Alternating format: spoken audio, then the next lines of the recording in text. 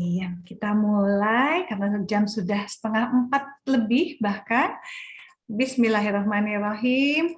Assalamualaikum warahmatullahi wabarakatuh. Waalaikumsalam warahmatullahi wabarakatuh.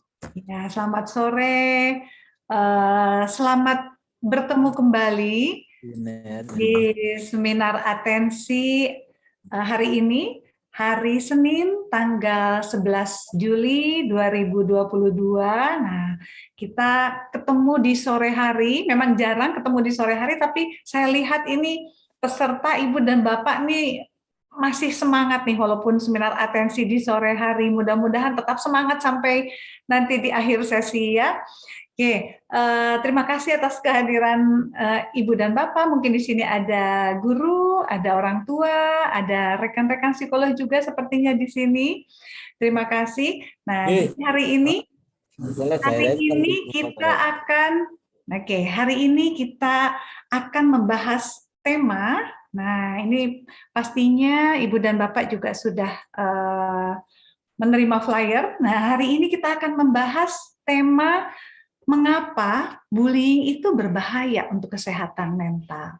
Ini sebetulnya didasarkan pada mungkin Ibu dan Bapak, teman-teman semua juga mendapatkan berita yang sebetulnya sangat miris dan bahkan berita duka ya, bahwa telah terjadi kasus bullying di suatu sekolah di Kota Mobagu di Sulawesi Utara yang mengakibatkan hingga salah satu siswanya itu korbannya hingga tewas. Nah, ini sebetulnya yang sangat memprihatinkan gitu ya, dan saya yakin kasus bullying ini tidak hanya terjadi di teman kita di Sulawesi Utara ini, tapi pastinya juga banyak mungkin terjadi di lingkungan terdekat di sekitar kita gitu ya.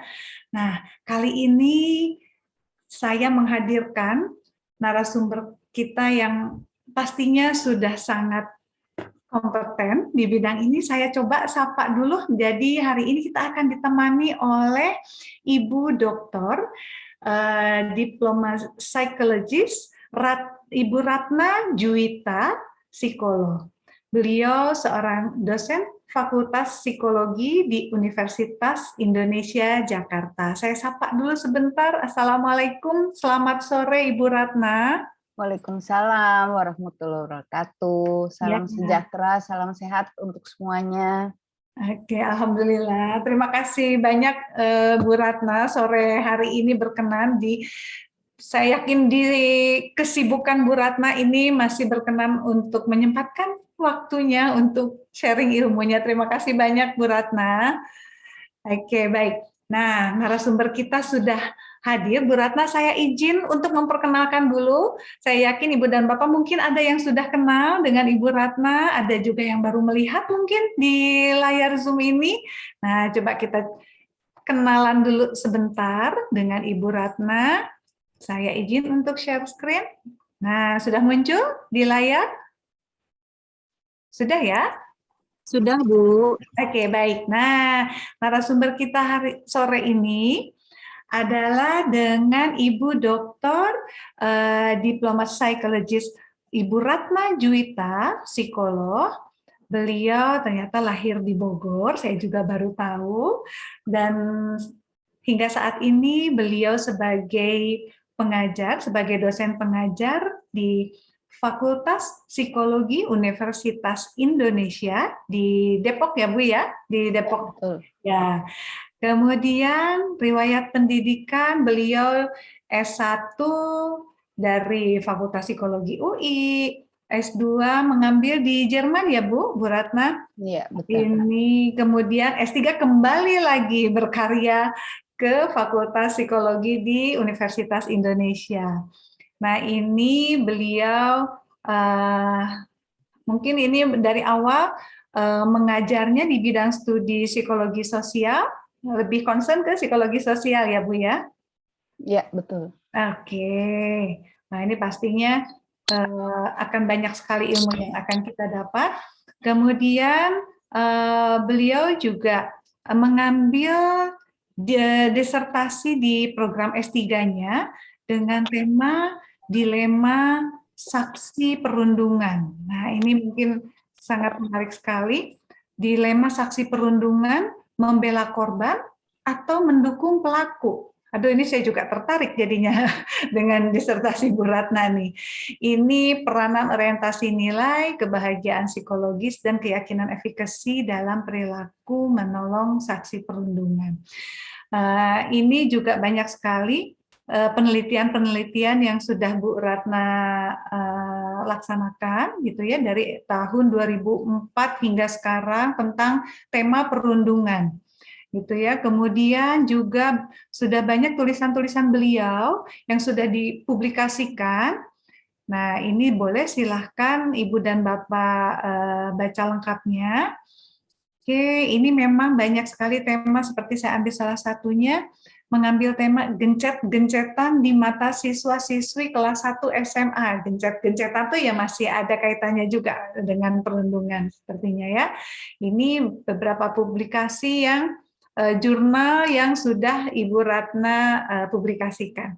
Baik, Bu Ratna. Nah, barusan kita sudah berkenalan dengan Ibu Ratna. Sebetulnya yang ditunggu bukan saya sih Bu ya, untuk berbicara. Mohon izin saya perkenalkan sedikit. Silahkan Ibu dan Bapak peserta yang sudah hadir. Seminar atensi ini diadakan secara rutin untuk umum. Monggo silahkan. Setiap bulan pasti ada, namun waktunya yang tidak menentu. Jadi untuk update terus waktu dan tema seminar atensi ini, silahkan follow Instagram di Atensi Anak Remaja. Silakan sekali lagi follow Instagram Atensi Anak Remaja. Bagi yang tidak bisa hadir di hari H, jangan khawatir karena semua rekaman seminar atensi ini akan bisa diakses di channel YouTube Atensi Anak Remaja. Baik, perkenalkan saya dengan Eva Silvana, saya seorang psikolog klinis anak dan remaja yang akan mendampingi Ibu Ratna untuk sharing ilmunya di sore hari ini. Monggo Bu Ratna, screen saya serahkan ke Ibu Ratna. Terima kasih banyak Bu. Terima kasih Bu Eva. Mungkin sebelum saya share materi hari ini, saya mau cerita sedikit mengapa saya jadi tertarik pada topik perundungan. Jadi kalau singkat cerita itu di tahun 2004, kalau nggak salah, ya nggak betul, 2004, waktu itu mungkin ada yang masih ingat ada kasus Wahyu Hidayat di IPDN dulu ya. Nah, waktu itu kami di Fakultas Psikologi diminta mengevaluasi kurikulum. Apa yang ada di sana yang sampai terjadi seperti itu.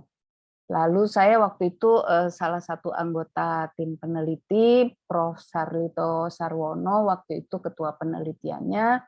Ya, kami menyimpulkannya bahwa di sana terjadi kekerasan karena perajanya terlalu banyak, kemudian anak-anak remaja yang mereka itu kan anak-anak remaja yang sedang mencari identitas diri. Memang waktu itu ada masalah perekonomian di seluruh Indonesia, di seluruh dunia, sehingga kebijakannya adalah menambah praja, tetapi fasilitas tidak ditambah, dan terjadilah perebutan sumber daya makanan, sumber daya ruangan, karena asramanya atau baraknya tetap sama, yang tadinya isinya 25 orang jadi 50 orang. Waktu itu seperti itu. Setelah kami menyelesaikan laporan, saya ya karena saya dosen, biasalah ya kan dosen kalau mau ngajar juga baca-baca. Terus ada satu subbab di textbook yang judulnya bullying.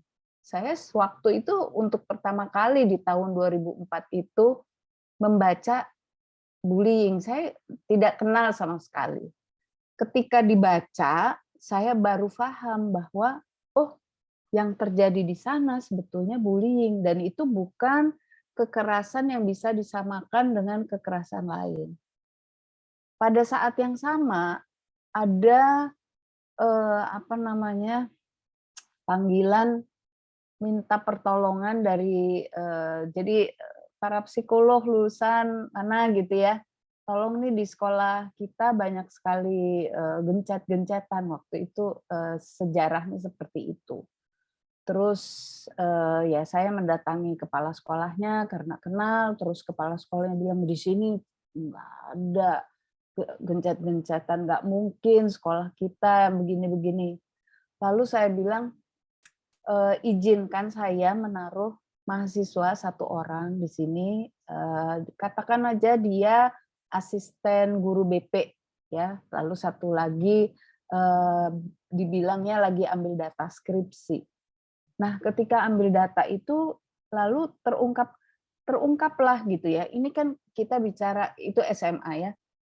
Anak-anak SMA kalau lihat mahasiswa itu mereka mudah sekali beridentifikasi, mudah sekali membuka diri sehingga mereka mau menceritakan apa yang sebenarnya terjadi. Dan itu karena hitam di atas putih, saya tunjukkan kepada kepala sekolahnya, baru kepala sekolahnya kaget lihat. Wah, dan itu kan tulisan tangan ya, kalau skripsi kualitatif mereka menulis ceritanya. Nah, waktu itu kemudian saya diizinkan untuk meneliti, tapi kemudian saya juga bertanya, apakah cuma di satu sekolah ini, atau terjadi di sekolah lain. Nah, tadi tuh judul yang Rias Kurnia, kalau nggak salah ya, yang jurnal pertama yang ada di CV saya, itu adalah dari mahasiswa saya. Kami kemudian jadi setiap semester gitu ya, saya buka payung tentang bullying ini dan kami menemukan bahwa bukan hanya di sekolah itu, tapi pada masa itu di banyak sekolah itu terjadi.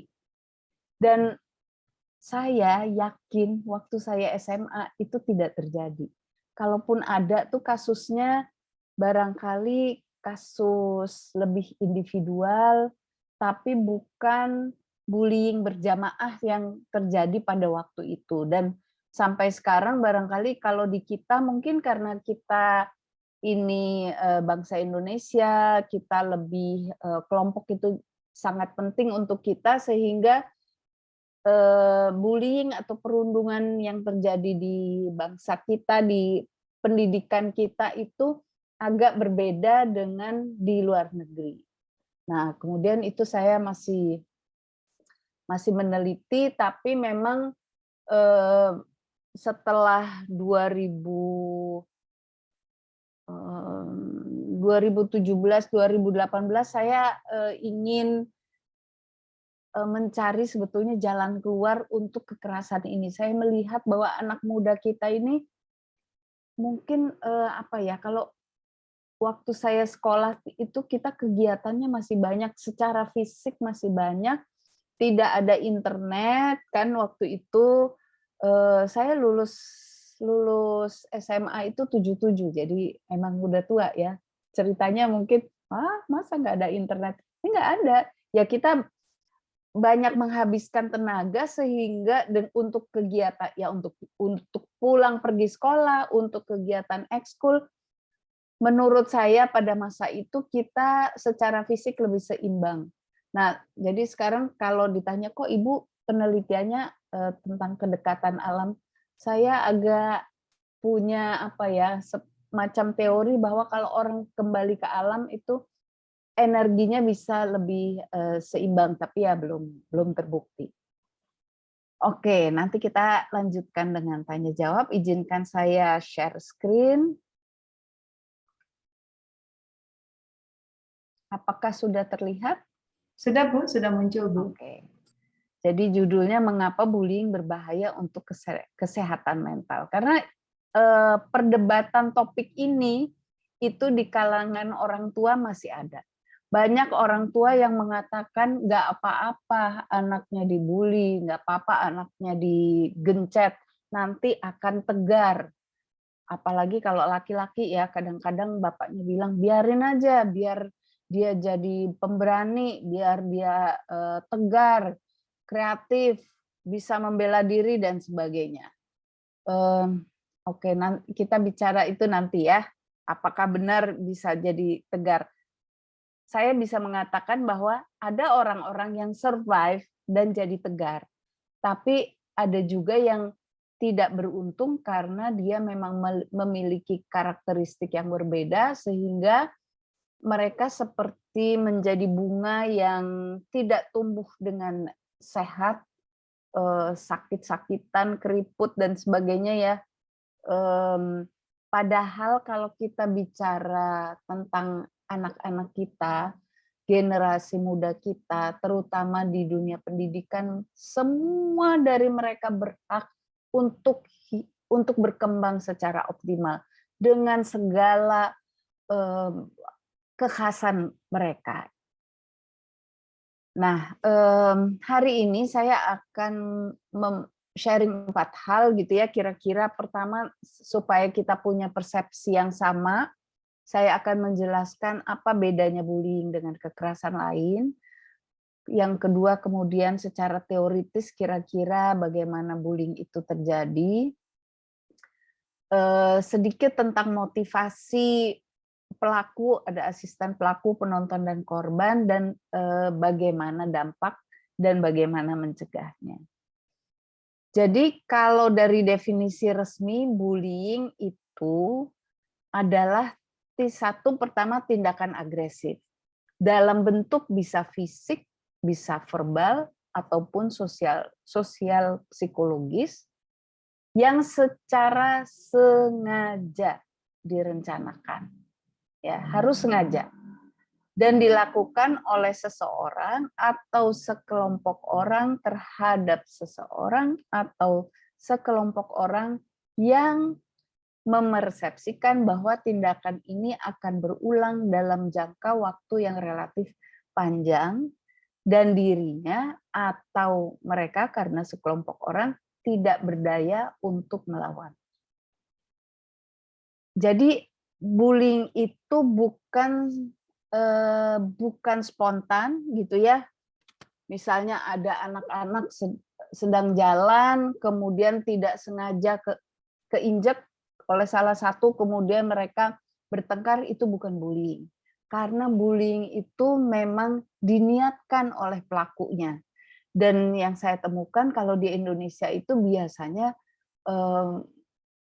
mereka sekelompok gitu ya, bukan sekelompok kecil tapi ya lebih dari 3 orang, biasanya sekitar 10 orang. Kadang-kadang pendukungnya banyak tapi kelompok intinya ya sekitar 8-10 orang. Yang memang memikirkan hari ini bagaimana ya, apa yang akan kita lakukan dan sebagainya. Dan jadi memang si pelaku itu atau si kelompok pembuli itu merasa mereka punya kekuatan untuk melakukan itu dan korbannya merasa tidak berdaya. Ya.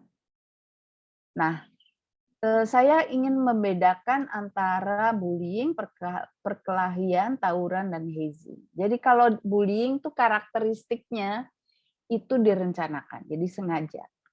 Ada power imbalance. Maksudnya power imbalance, pelaku merasa punya kekuasaan atau kekuatan. Kekuatan ini tidak selalu harus fisik ya, tetapi bisa juga dia mempersepsikan punya power hanya karena barangkali ayahnya kebetulan dekat dengan kepala sekolahnya, jadi dia tidak takut melakukan kesalahan karena nanti pasti akan dibantu oleh ayahnya, misalnya seperti itu. Intinya adalah si pelaku merasa di atas angin. Biasanya dilakukan berkelompok dan waktunya panjang. Kenapa berkelompok?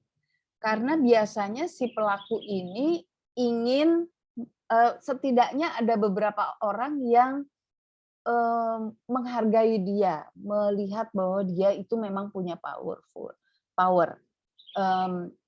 Pelaku itu bullying itu selalu terjadi sepengetahuan orang lain. Jadi tidak akan diam-diam atau rahasia. Karena memang motivasinya untuk mendapatkan pengakuan. Nah, kalau perkelahian itu biasanya terjadinya spontan. Ya, walaupun ya bisa ada masalah-masalah yang sebelumnya gitu ya, sebelumnya terjadi, kemudian tiba-tiba ada satu kejadian lagi sehingga pecah, itu bisa. Tetapi bedanya adalah kalau dalam bullying itu yang menjadi korban itu merasa tidak berdaya dan tidak berani melawan, di dalam perkelahian itu masing-masing pelaku merasa sama kuat, ya. Jadi individu versus individu dalam perkelahian. Waktunya dipersepsikan oleh oleh masing-masing itu relatif pendek karena nanti ya perkelahian bisa fisik bisa juga verbal tapi tidak akan berbulan-bulan apalagi bertahun-tahun. Nah, sedangkan kalau tawuran itu juga direncanakan biasanya sama seperti perkelahian di tawuran masing-masing kelompok merasa kuat. Ya, jadi ini seperti perkelahian tetapi dilakukan secara berkelompok. Waktunya memang bisa berulang tetapi perbedaan karakteristik yang paling membedakan dengan bullying adalah mereka merasa sama-sama kuat. Sedangkan dalam bullying ada pihak yang merasa dia tidak berdaya. Lalu ada satu hal lagi yang ingin saya perkenalkan adalah hazing. Hazing itu kalau kita mengenalnya perpeloncoan atau ospek atau mos atau ya berbagai macam istilah yang kadang-kadang dibuat oleh institusi pendidikan itu sendiri. Orang sering menyamakan perpeloncoan dengan bullying, padahal itu juga beda. Walaupun si hazing ini bisa menjadi pintu dari bullying.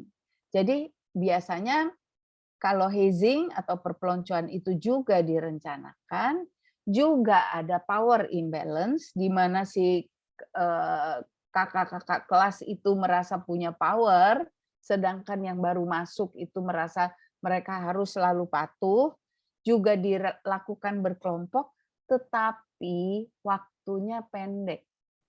Jadi si adik-adik kelas yang di pelonco ini, mereka tahu bahwa, oh iya ya, udahlah saya 1 minggu ini manut aja disuruh ikat rambut 10 tiap hari, bawa karung beras yang ditulis dengan tangan atau diapakan, pakai kaos kaki warna-warni dan sebagainya. Saya manut saja 1 minggu, habis itu saya akan diterima dalam kelompok komunitas pelajar sekolah ini. Tetapi kalau dalam bullying itu beda. Dalam bullying waktunya biasanya tidak jelas. Karena memang dilakukannya tidak secara resmi biasanya, ya kan? Kalau perpeloncoan biasanya sudah ada kerjasama negosiasi antara sekolah dengan pihak OSIS-nya karena ini dianggap penting untuk nah ini saya kadang-kadang agak tersenyum dengan tujuan dari orientasi ketika anak-anak baru masuk sekolah ini ya, katanya nanti supaya mereka disiplin, supaya mereka kreatif dan sebagainya. Padahal kedisiplinan, kekreatifan, ketegaran, keberanian dan sebagainya itu kan proses yang butuh waktu lama dan tidak bisa terjadi dalam waktu singkat. Tetapi memang benar ketika sekelompok orang dihadapkan dalam situasi yang sulit secara bersama-sama itu akan membuat kompak. Iya, itu benar. Ya. Cuman kadang-kadang kita tentunya harus berpikir kritis apakah hal-hal lain selain kekompakan itu juga positif atau tidak. Karena kadang-kadang kalau kegiatan perpeloncoan ini tidak dilakukan dengan baik, tidak diselesaikan dengan baik, akibatnya ada dendam. Nah, dendam itu yang membawa ke tradisi bullying. Nah, bentuknya biasanya kalau kita bicara tentang bullying, sekarang ini ada 2 bentuk yang konvensional yang biasanya dibedakan. Ada bullying secara fisik, jadi ketika si korban dipukul dan dia tidak berani melawan, dicubit, dipalak gitu ya, verbal dengan kata-kata, tetapi seringkali fisik dan verbal itu jadi satu.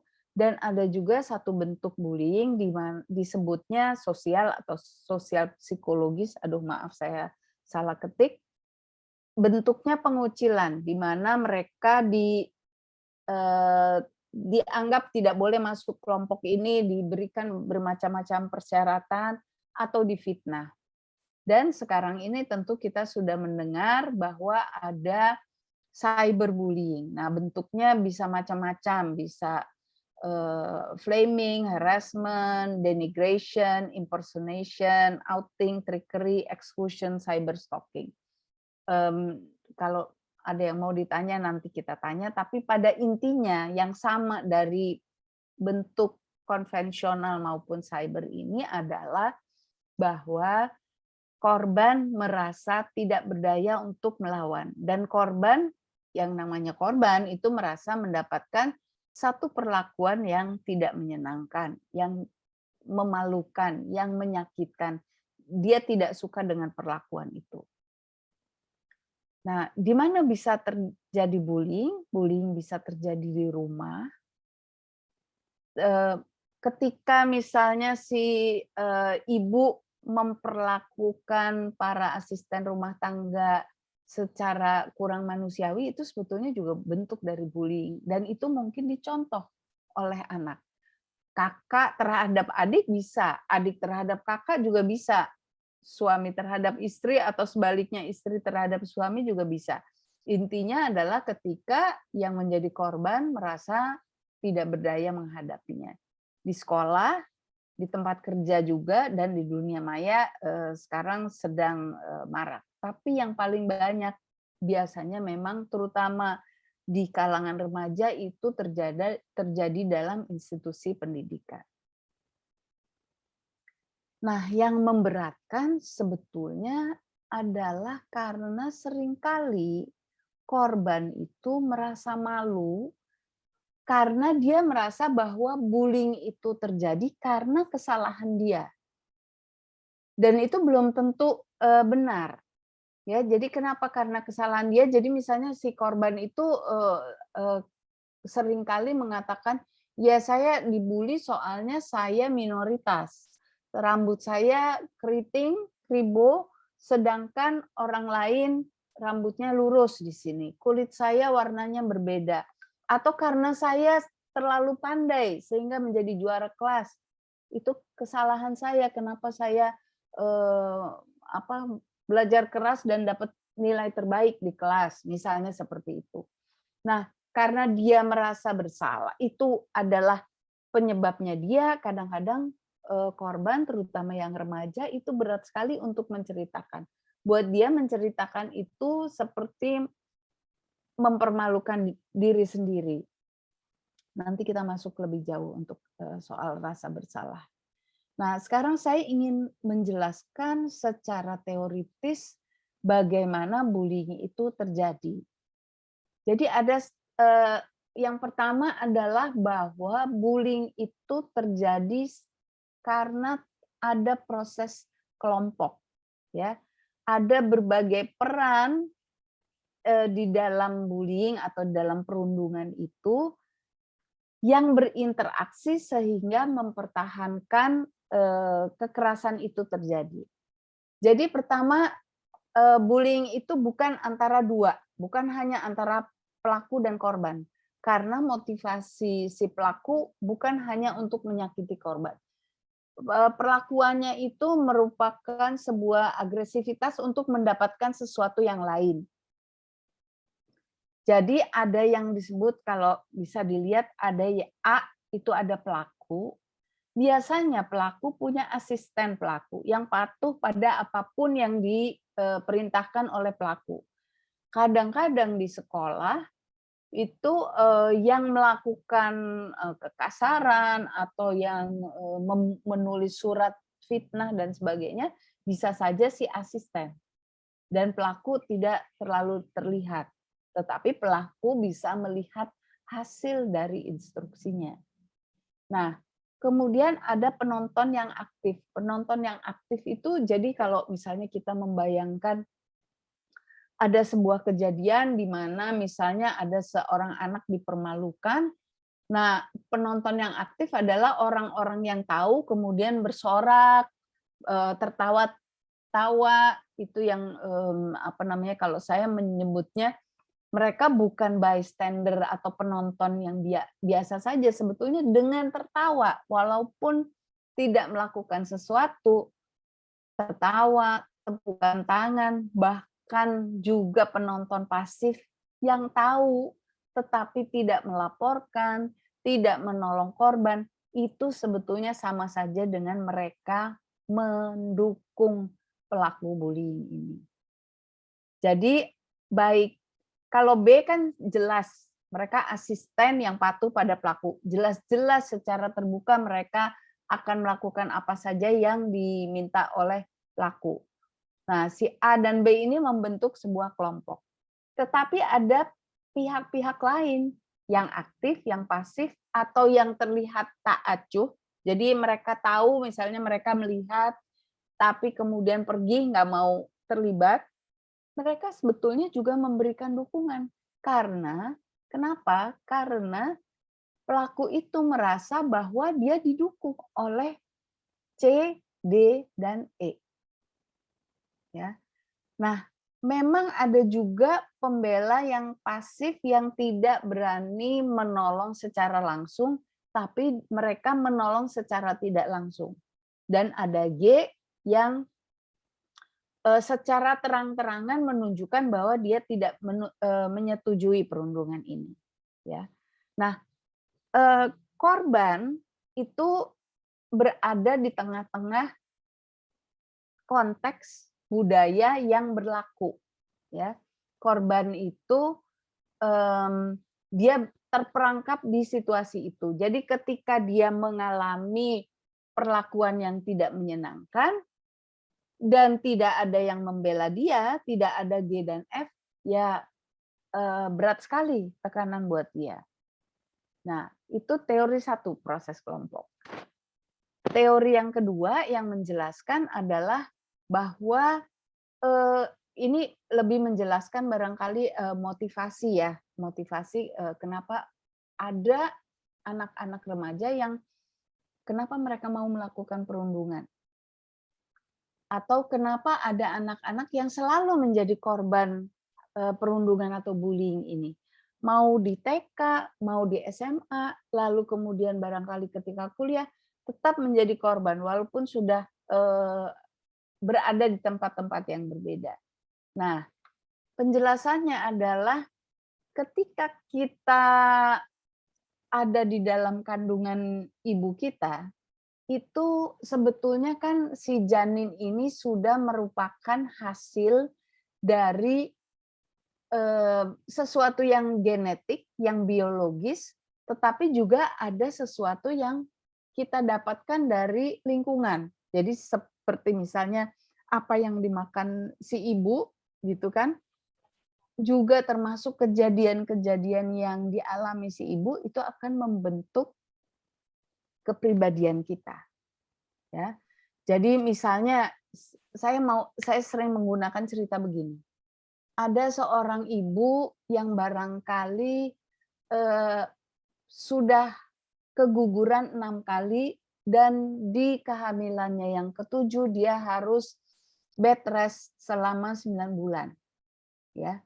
Tentu hal ini bukan hanya mempengaruhi bagaimana sikap kedua orang tuanya terhadap yang bayi yang akhirnya lahir dengan selamat, tetapi juga akan mempengaruhi kepribadian si anak itu. Ya.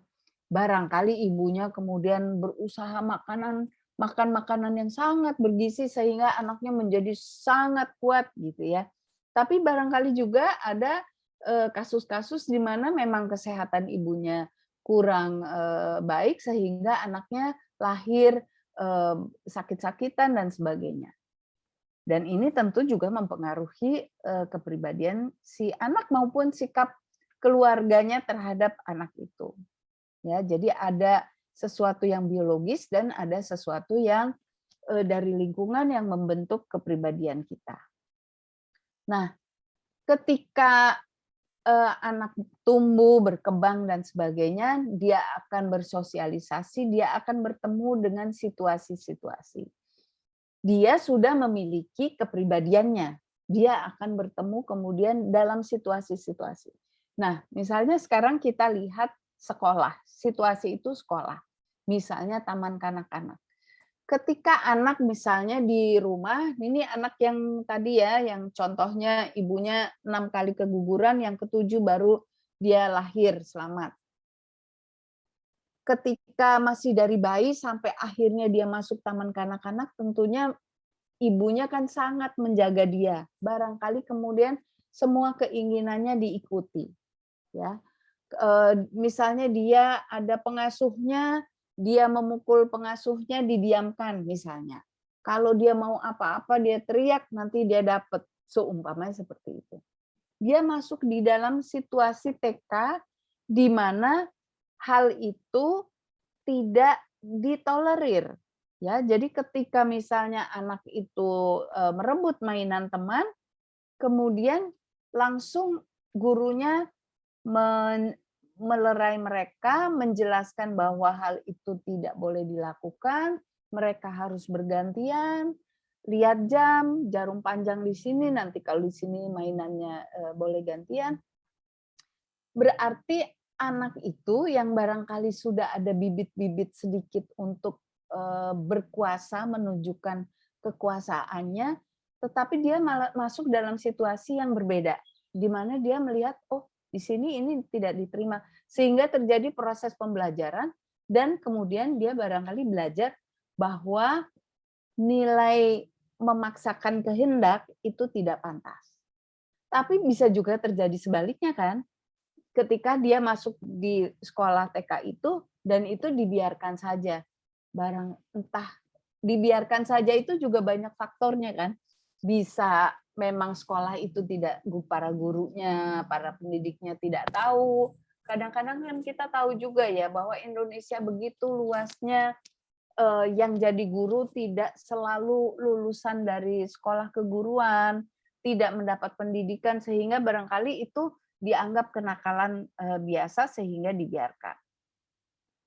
Nah, jadi ketika anak sudah masuk di institusi pendidikan juga ada proses kemudian interaksi antara dirinya dengan kepribadiannya, dengan segala karakteristiknya, dengan situasi. Nah, kemudian ketika misalnya ada kejadian tertentu, maka ada proses kognitif yang terjadi. Jadi misalnya si anak tadi yang anak yang lahir setelah ibunya mengandung 6 kali, kemudian masuk di TK, kemudian dia menginginkan sesuatu, maka kognisinya, otaknya ya berpikir, ada perasaan yang muncul, ada arousal. Arousal itu adalah keadaan fisik, jadi detak jantung, darah dan sebagainya itu akan terjadi, diproses, kemudian diputuskan. Ya, kemudian ini di bawahnya itu adalah pengambilan keputusan. Mungkin kalau anak-anak itu usia TK, pengambilan keputusannya sangat cepat gitu ya, tanpa proses panjang. Tetapi di anak remaja itu barangkali lebih kompleks. Kemudian muncul dua pilihan, berpikir secara rasional atau berpikir secara impulsif. Ketika menentukan secara impulsif, pokoknya saya mau marah, saya mau berusaha sedapat mungkin mendapatkan apa yang saya inginkan, saya nggak peduli kata-kata dari para guru dan sebagainya, maka mungkin itu terjadi bullying di dalam pertemuan sosial itu. Intinya adalah bullying itu terjadi karena berbagai faktor yang berinteraksi dari sejak seseorang barangkali dikandungan, pengalaman masa kecil, pengalaman setelah kecil menjadi anak-anak ketika remaja, pengalaman di rumah, pengalaman di sekolah, juga informasi-informasi yang mereka dapatkan ketika menonton televisi, ketika melihat di sosial media dan sebagainya. Jadi kompleks, ya. Tidak bisa serta-merta kita kontrol semua itu. Contohnya saja misalnya, kalau tadi saya pakai contoh bahwa ibunya 6 kali keguguran, ini yang ke-7 itu yang selamat. Apakah salah orang tuanya untuk overprotective pada anak itu? Ya tidak, itu kan alamiah. Pasti semua orang kalau pernah kehilangan anak, maka dia akan berusaha sedapat mungkin untuk menjaga anaknya. Ketika barangkali anaknya ditegur orang lain ketika kecil, barangkali malah orang lain itu yang ditegur, padahal seharusnya barangkali kita membiarkan anak-anak itu menyelesaikannya sendiri. Jadi faktor yang pada akhirnya menentukan terjadinya atau tidak terjadinya bullying adalah kesempatan. Apakah di sekolah mereka bisa melakukan itu? Ya, jadi dan ini juga kalau kita bicara kesempatan itu macam-macam. Bisa kita bicara tentang tempat, bisa kita bicara tentang budaya dari sekolah itu, apakah itu menjadi sesuatu yang wajar di sekolah itu, atau memang di sekolah itu suasananya begitu menyenangkan, begitu saling menolong, toleransi, respek gitu ya, itu yang menjadi nilai-nilai yang kuat di sekolah itu, sehingga akhirnya kalau ada anak yang membuli itu jadi nggak keren. Akhirnya maka sesuatu yang negatif itu akan menjadi kecil karena yang positif lebih kuat. Tetapi kalau di sekolah itu memang kekerasan didiamkan, suasana keakraban antar murid dan guru, antar guru dan orang tua, jadi di antara semua pemangku kepentingan komunitas sekolah itu kurang baik, maka ya barangkali menjadi ladang yang subur untuk kekerasan, antara lain untuk bullying. Nah, sekarang kita masuk ke sedikit penjelasan motivasi dari anak-anak yang melakukan bullying. Saya membedakan 3 motivasi dari pelaku. Pertama, tadi, pelaku itu ingin mendapatkan perasaan bahwa dia berkuasa. Ya. Nah, kalau kita bicara tentang itu, barangkali dia memang punya kekuasaan, tapi seringkali yang menjadi pelaku itu bukan ketua OSIS atau ketua ekskul, justru seringkali adalah anak-anak yang mengkompensasi, mereka ingin diakui, tetapi caranya salah.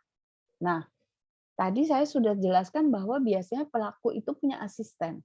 Kenapa mereka mau mengikuti si pelaku itu?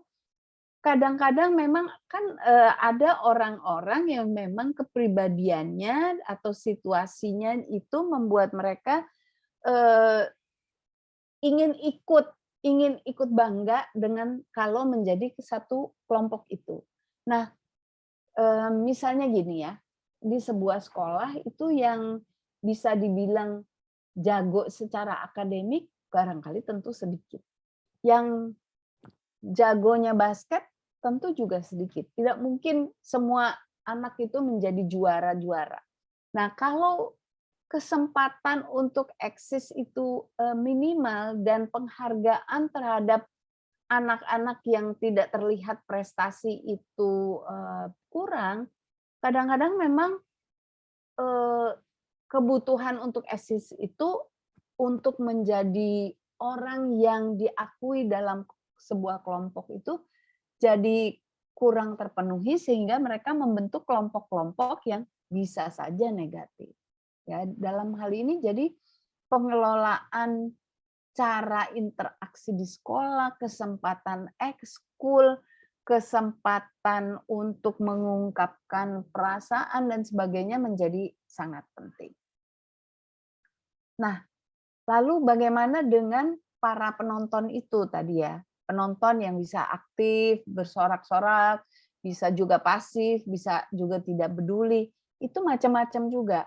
Ada yang memang juga ada keinginan sedikit kecil gitu ya untuk pengen juga nih ikut dalam kelompok yang asisten pelaku gitu. Jadi dia ikut menyoraki misalnya, ikut mendukung dengan harapan bisa nanti diajak.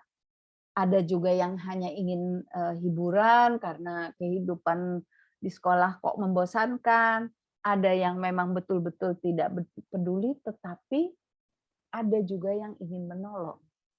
Nah, dalam dinamika interaksi orang-orang yang ada di situasi di mana bullying terjadi, kita seharusnya memperkuat motivasi orang-orang yang menonton ini untuk berubah menjadi penolong. Nanti kita akan sampai ke sana. Nah, sekarang ini intinya ya, sebetulnya dampak bullying dan pencegahannya bagaimana sih? Saya justru ingin mulai dengan menjelaskan dampaknya hazing, tadi perpeloncoan. Ya. Hazing dampaknya sebetulnya juga tergantung pada kepribadian dan situasi. Ada yang justru jadi riang, ketawa-ketawa karena dianggap itu lucu, tapi tentu ada anak-anak yang depresi. Tapi secara umum, hazing itu biasanya lebih ringan. Kenapa? Karena jangkanya pendek. Karena biasanya si siswa-siswa ini mereka tahu, oh ini cuma 1 minggu. Oke, saya tahan-tahan supaya saya bisa survive. Sedangkan kalau tawuran itu memang juga dampaknya tergantung dari kepribadian. Tadi kan saya sudah jelaskan bahwa ada banyak sekali faktor yang membentuk kepribadian kita. Jadi ada anak yang berani-berani saja, tapi ada anak yang memberanikan diri karena dia lebih takut sama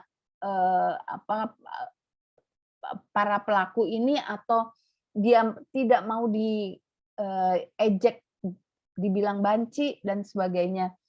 Jadi juga macam-macam. Ada yang merasa bangga, tapi ada yang merasa stres berat, terutama kalau tawuran ini sudah dampaknya sudah sangat fatal dan ada yang meninggal. Itu seringkali jadi traumatik sekali.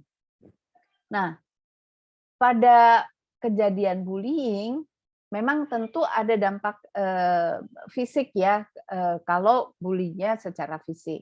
Tetapi pada hari ini saya ingin menyoroti dampak psikologisnya. Jadi biasanya stres. Stres ini juga bisa dari ringan sampai berat. Ada yang ringan stresnya barangkali mereka enggan ke sekolah tapi masih memberanikan diri untuk ke sekolah, gitu ya.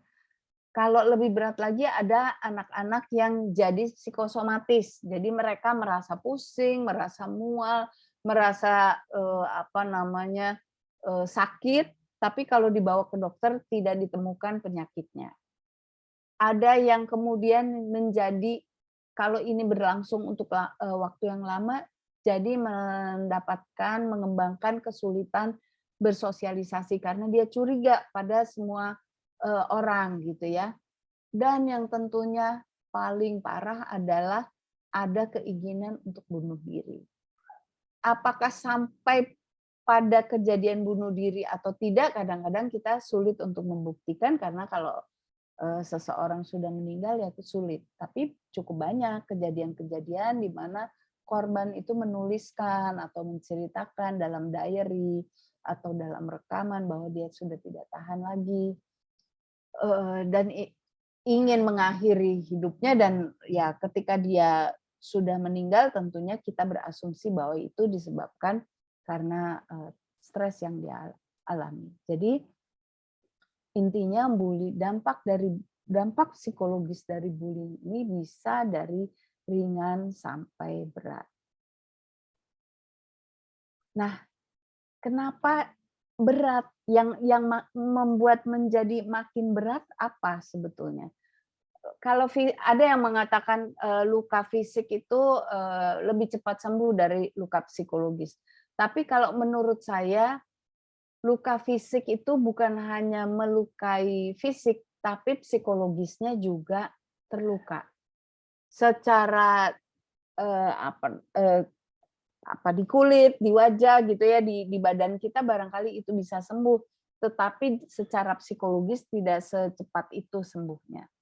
Mengapa? Pertama karena biasanya ini terutama kita bicara remaja ya. Remaja itu malu dan merasa bersalah. Tadi saya sudah jelaskan. Sehingga mereka enggan menceritakan apalagi melaporkan. Kenapa? Karena korban khawatir akan makin ditekan. Kalau dia cerita ke guru, misalnya dia punya guru yang dekat, nanti pelakunya ditanya, dia ketahuan kan bahwa dia mengadu, itu ketakutan mereka. Kalau dia bercerita pada orang tuanya di rumah atau pada kakaknya, seringkali korban itu makin ditekan. Jadi misalnya keluarganya mengatakan, ya bales dong gitu ya. Susah amat, bales, lapor dan sebagainya. Padahal kalau kita bicara tentang korban bullying, mereka itu memang kepribadiannya biasanya lebih rentan daripada siswa-siswa remaja lainnya. Karena si pelaku itu memang mencari orang yang menurut persepsi dia bisa ditekan. Di lain pihak, korban merasa bahwa dia menjadi korban karena kesalahan dia. Padahal yang terjadi adalah pelaku itu mencari orang yang memang tidak percaya diri. Dan itu pelaku memang punya kelebihan itu, dia bisa membaca bahasa tubuh anak-anak yang memang kurang percaya diri, dia memilih mereka karena dia tahu ini anak gampang ditekan.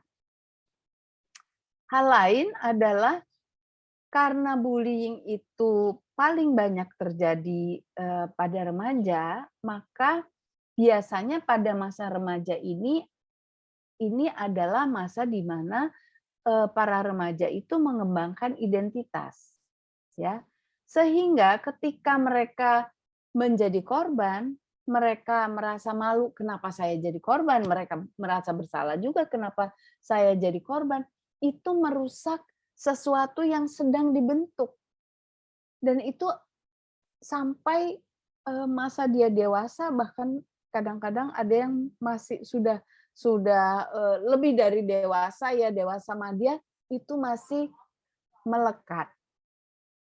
Nah, yang ketiga, kadang-kadang dengan kemajuan teknologi yang sekarang ada, itu korban terutama untuk cyberbullying itu merasa orang seluruh dunia mengetahui bahwa dia menjadi korban. Jadi makin malu lagi. Selain itu, konflik akibat bullying itu kan kadang-kadang misalnya di sekolah, kemudian dinasehati oleh guru, bilang kamu harus lebih berani, kamu harus melaporkan, kamu harus ini, harus itu. Nanti orang tuanya dipanggil. Ketika orang tuanya dipanggil, dikasih tahu keadaan, konfliknya bukan hanya terjadi di sekolah, tetapi terbawa di rumah. Di rumah dia dapat lagi tekanan-tekanan, nanti kadang-kadang bukan cuma tekanan dari keluarga pada si korban, tetapi kemudian melebar. Bapak dan ibu bertengkar, dengan kakak, dengan adik, semuanya akhirnya salah. Kalau di literatur sering dikatakan dampak dari bullying itu seperti air yang menetes di kolam dan itu riak-riaknya sampai melebar. Dan sebetulnya juga kadang-kadang ya masyarakat di sekeliling sekolah atau di sekeliling rumah kalau mengetahui kan juga jadi ikut terpengaruh. Dan yang sangat berat adalah stigma sebagai korban bullying itu tidak mudah dilupakan korban.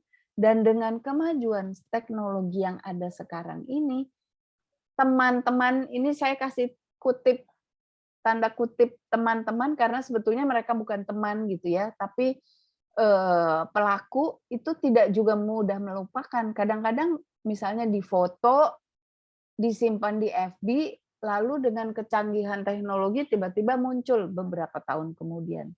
Saya pernah punya seorang klien yang dia menjadi korban bullying ketika SD karena dia ada masalah dengan pencernaan gitu ya, kemudian dia mendapat label tertentu, akhirnya dengan bantuan guru BP, dengan wali kelas dan sebagainya, dengan mengajak bicara teman-temannya, dan itu akhirnya sudah selesai. Waktu itu kelas 2 SD kalau tidak salah. Ketika SMP dia pindah ke sekolah lain, tiba-tiba ada seorang temannya yang mengingat kejadian itu dan si A yang, nah itu labelnya itu ditampilkan kembali. Oh dia sekarang sekolah di sekolah itu ya, gitu ya. Dia cerita sama temannya yang lain. Akhirnya satu sekolah baru itu juga tahu soal itu. Nah jadi dan tentunya itu akan menyakiti kembali si korban, seolah-olah luka lama terbuka kembali. Nah, sekarang apa yang bisa kita lakukan sebetulnya untuk menghentikan? Ya, itu kan kita tahu bahwa dampak bullying itu begitu berat. Kita juga tahu bahwa secara teoritis kompleks sekali. Kita mau menghentikan dari mana? Hampir kalau menghentikan apa sejarah kehidupan kita kan nggak mungkin gitu ya. Seperti di film-film fiktif bahwa orang diatur sedemikian rupa sehingga tidak bisa melakukan kejahatan atau agresivitas sama sekali gitu ya. Itu juga tidak mungkin, dan itu sebetulnya bullying itu sebetulnya bisa kita katakan sebagai sesuatu yang wajar terjadi di kehidupan makhluk, semua makhluk, tetapi tentunya kita ini manusia, kita berbeda dengan binatang, ya. Di binatang juga ada, misalnya ada singa yang lebih menguasai daripada yang lain gitu ya, suka cari gara-gara dan sebagainya. Tetapi kita manusia, kita tentunya punya nilai-nilai dan value yang lebih. Ingin berkuasa itu bukan sesuatu yang salah, tetapi caranya kadang-kadang anak-anak remaja kita perlu belajar cara yang lebih baik. Nah, kita sebagai orang yang bukan korban, bukan pelaku, apa yang dapat kita lakukan? Tadi saya sudah menayangkan gambar ini. Jadi kalau kita lihat, sebetulnya pelaku itu cuma A dan B yang melakukan kekerasan, ya kan? Kalau kita lihat satu sekolah, jumlahnya berapa sih? Mungkin paling banyak 20 orang, ya kan? Sedangkan C, walaupun mereka aktif gitu ya, ikut mendukung dan sebagainya, kalau ditanya satu persatu, apakah mereka mendukung, apakah mereka setuju bahwa ada anak yang difitnah, ada anak yang dikucilkan, dipalak dan sebagainya, biasanya kalau ditanya satu persatu, mereka juga mengatakan bahwa itu tidak benar dan mereka tidak menyetujui itu. Ya, apalagi D dan E, ya. Mereka biasanya tidak setuju. Jadi yang dapat dilakukan adalah sebetulnya mengubah terutama C, D, E, F, G menjadi pembela, ya, melakukan perilaku prososial. Prososial itu artinya cenderung gitu ya, mendekati sesuatu yang berguna secara sosial. Ketika mereka mau menolong, itu sebenarnya rumusnya atau resepnya untuk menghentikan bullying ini. Ketika di sekolah itu, mayoritas dari siswa, mayoritas dari guru, karyawan, orang tua menganggap bahwa ketika ada anak yang membuli anak lain itu tidak keren, jadi saya bicara bukan hanya guru yang anti bullying, tapi anak-anak secara mayoritas, siswa secara mayoritas menganggap bahwa melakukan bullying itu tidak keren, maka tentu mereka akan membela si korban. Membelanya sendiri bisa dilakukan secara terbuka atau secara tidak terbuka. Jadi intinya jangan berhenti menjadi bystander atau si penonton gitu ya. Bystander ini kalau diterjemahkan dalam bahasa Inggris penonton, tetapi kita harus stand up. Jadi stand up itu menunjukkan ketidaksetujuan kita, mengatakan atau setidaknya saya mengistilahkan stand by side of the victim. Kita berdiri di sebelah korban menjadi temannya, ya. Jadi kalau misalnya ini fotonya seperti ini kan mungkin pelakunya yang kalau kita lihat ya yang menunjuk ini 3 orang, 2 orang ini tidak jelas sebetulnya bagaimana. Tetapi kalau kita kemudian menemani dia ketika korban mengetahui bahwa ada loh yang mendukung dia. Ini kalau ini mendukung dia, menolong dia secara terbuka ya. Tetapi secara tertutup misalnya mengirimkan WA, mengirimkan surat yang isinya sabar ya, ini kan nanti akan berlalu, teman-teman kamu masih banyak kok, bukan hanya mereka dan sebagainya. Atau saya mengerti perasaan kamu, pasti kamu sedih sekali. Itu saja dianggap sudah sangat membantu kepercayaan diri korban yang terluka akibat bullying. Saya mengambil ini slogannya Pak SBY, bersama kita bisa.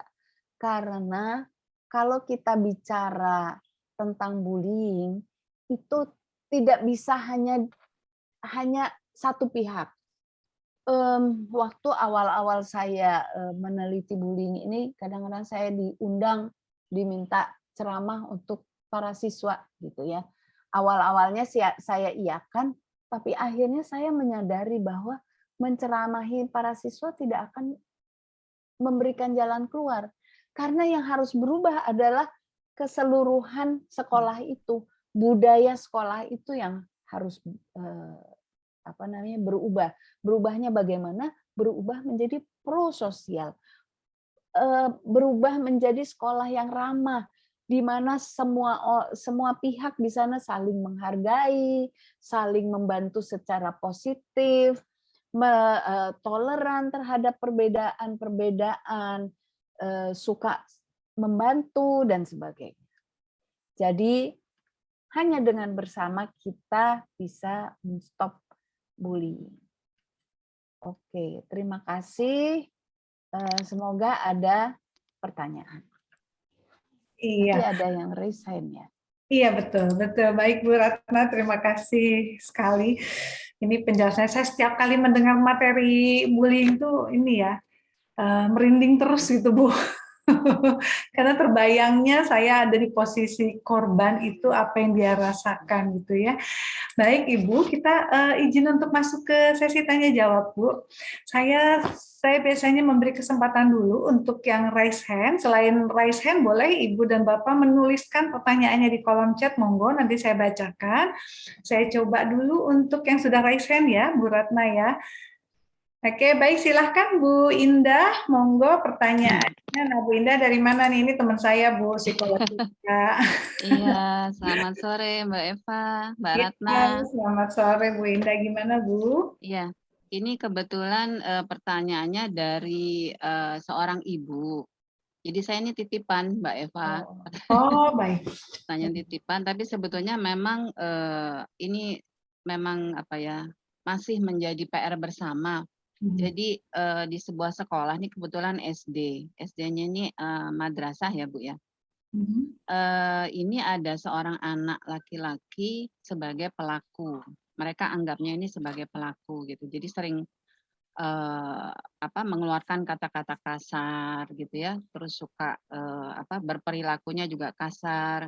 Kelas berapa, Bu? Kelas 3 Kelas SD 3. laki-laki. Mhm. Nah, selain kepada beberapa anak, si anak laki-laki ini juga mengincar ada satu anak laki-laki yang lain gitu. Jadi yang diincar ini, tapi saya kurang jelas ya. Mungkin nanti Ibu Maya yang tadi menitipkan pertanyaannya ke saya, apakah si pelaku ini bergerombol sehingga dia bisa dikategorikan bullying seperti yang dijelaskan Mbak Ratna tadi ya. Karena kalau bullying itu kan berarti pelaku bersama-sama dengan teman-temannya membuli seorang korban gitu ya Bu ya.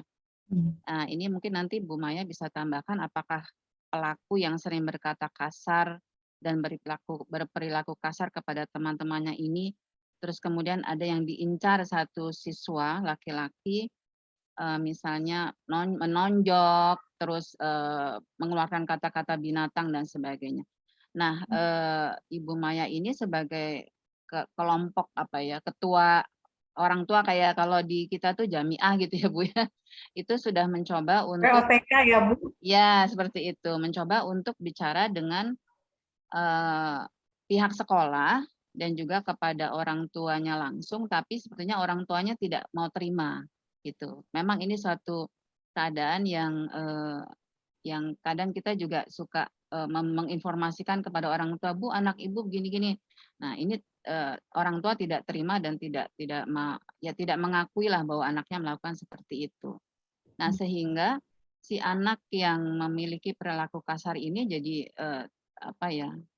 sulit untuk dikendalikan sehingga Ibu Maya mungkin ada di sini tuh jadi apa yang harus dilakukan terkait dengan penjelasan Bu Ratna bahwa masalah bullying adalah masalah bersama, tidak bisa diatasi sendiri, jadi harus prososial.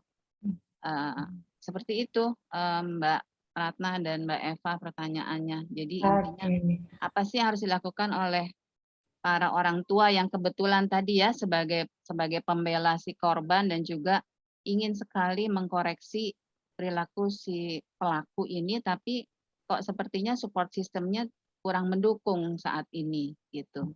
Ya, Oke, itu. baik Bu Indah, terima kasih banyak.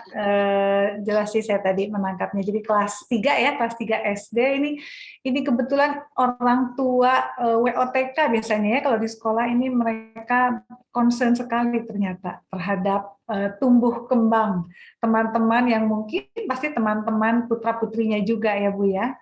Gitu. Baik Bu Ratna, boleh monggo silahkan gimana nih Bu? Jadi saya pertama mau koreksi dulu. Kalau nggak berkelompok bisa juga disebut bullying. Kalau dilihat definisinya kan seseorang atau sekelompok terhadap seseorang atau sekelompok orang gitu ya. Terutama kalau masih kecil-kecil. Kalau sudah remaja biasanya ngegeng gitu ya. Kalau masih kecil-kecil kadang-kadang dia asal berani aja tapi tujuannya sama, mau mendapatkan rekognisi gitu. Nah, memang kalau kemudian pihak sekolah melaporkan pada orang tua, sebetulnya itu orang tua mana sih yang senang mendengar laporan yang buruk tentang anaknya kan? Gitu. Yeah. Jadi sebetulnya reaksinya relatif wajar. Mungkin langkah pertama sebetulnya idealnya adalah mengusahakan untuk kalau ini anaknya misalnya sekelas, itu kadang-kadang sebetulnya kalau diajak bicara, yang saya temui ya seringkali kalau anak masih kecil itu si yang suka nonjok dan kata-kata kasar itu sebetulnya dia ingin berteman dengan anak itu gitu. Tetapi dia tidak tahu caranya sehingga sebetulnya salah metode aja gitu. Nah, guru yang bijak barangkali bisa kalau dia melihat hal itu mencoba mengubah komposisi, pertama komposisi tempat duduk kadang-kadang bisa diubah. Kemudian yang saya pernah temui di sebuah TK dan SD adalah jadi kan ada pelajaran-pelajaran yang dibawakan. Nah, waktu itu tuh ada, saya lupa pelajaran apa-apa. Pancasila atau PPKN yang materinya masih bisa diubah. Jadi mereka membuat wayang-wayangan, lalu guru itu menyiapkan sebuah cerita. Ceritanya itu sebetulnya temanya tentang bullying dan bagaimana anak-anak harus bersikap terhadap itu. Setelah mereka jadi ada beberapa anak memainkan bersama gurunya dengan wayang-wayangan buatan sendiri gitu ya. Kemudian setelah itu mereka mendiskusikan. Jadi anak kecil bukannya langsung diceramahin, tetapi diajak juga berpikir sebetulnya itu kalau menurut kalian si wayang yang menjadi korban perasaannya bagaimana? Itu kan juga bagus ya, anak-anak untuk belajar berempati dengan anak lain. Ya, jadi tidak langsung ditanya sama si pelaku, kalau kamu yang ditonjok, kamu rasanya seperti apa?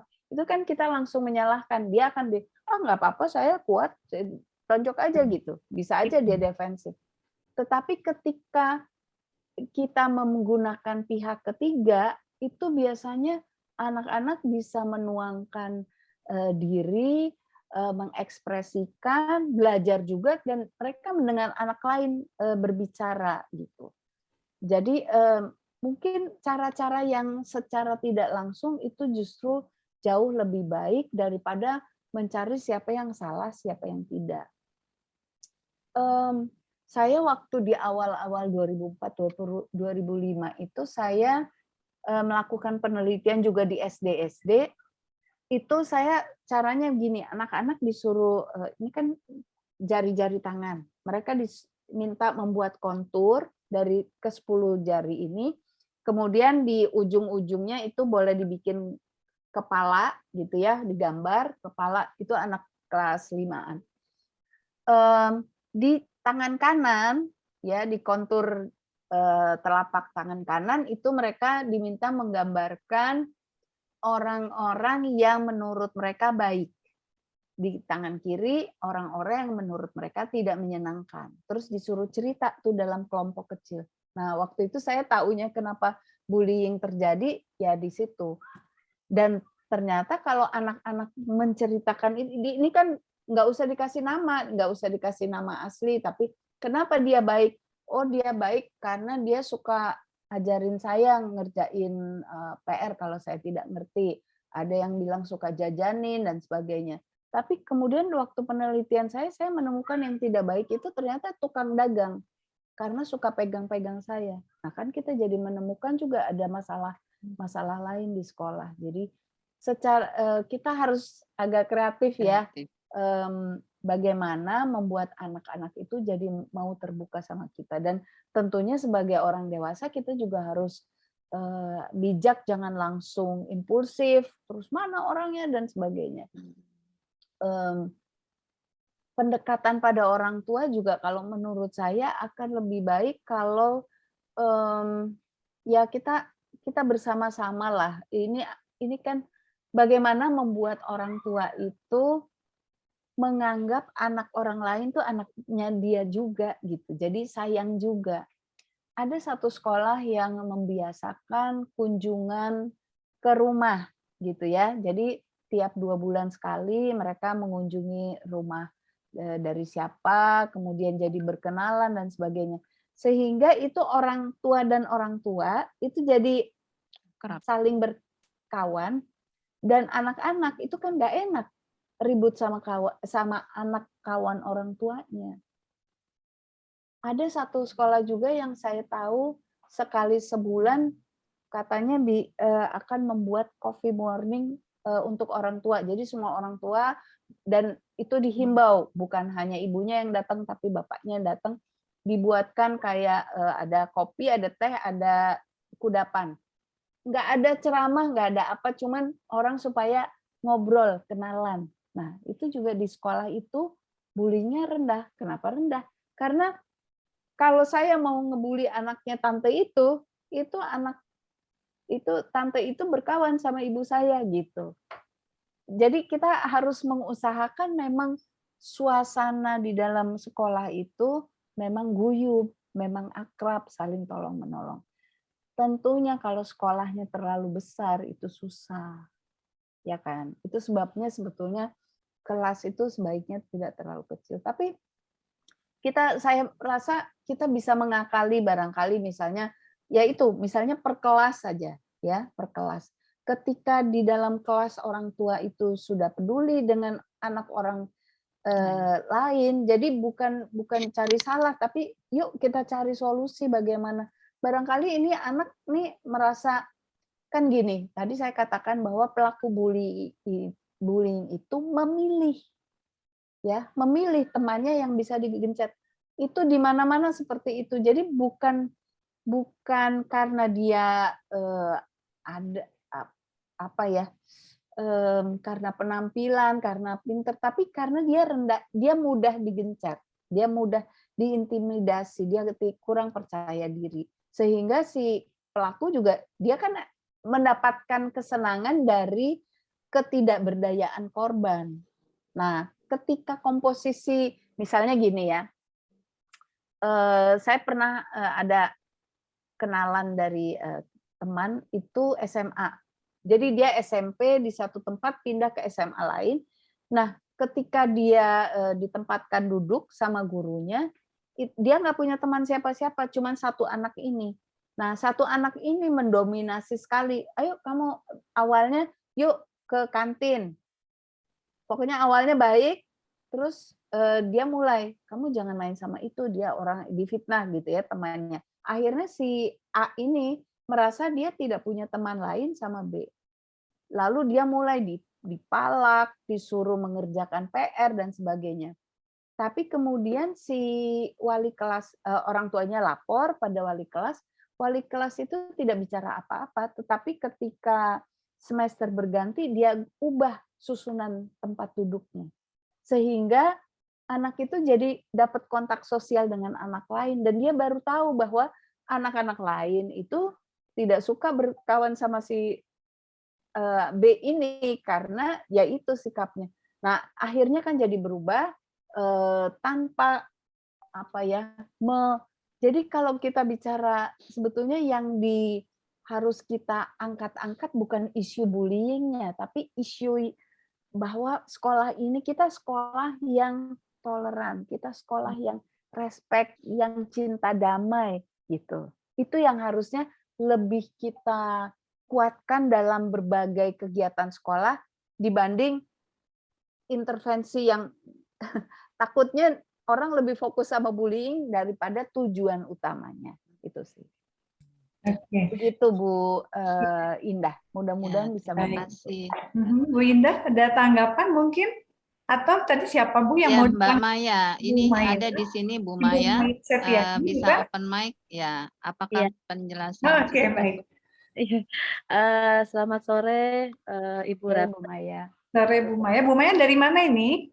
Saya dari Kemanggisan kebetulan. Oh iya, boleh-boleh. Monggo silakan Bu. Ya, alhamdulillah tadi sudah disampaikan. Kebetulan di sekolah anak saya terjadi seperti itu. Kita juga sempat duduk bersama dengan kepala sekolah, dengan guru gitu. Kebetulan saya kan koordinasi kelas gitu. Jadi tapi sampai saat ini belum ada tanggapan seperti itu dari orang tuanya.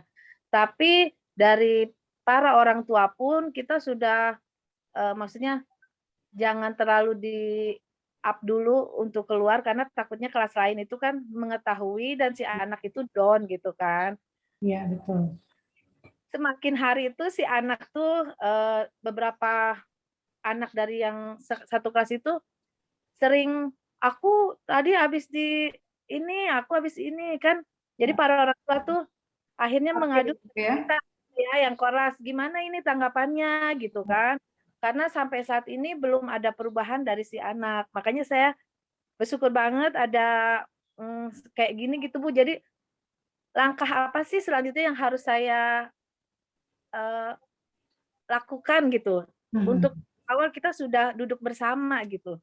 Oke, baik. Tadi ya sebetulnya sudah disampaikan oleh Bu Ratna. Jadi ada beberapa yang perlu dilakukan dan dimodifikasi tadi kata Bu Ratna ya. Dan harus di sekolahnya ya. Bu ya. Dan itu melibatkan Kalau saran saya pertama gurunya mendekati anak itu.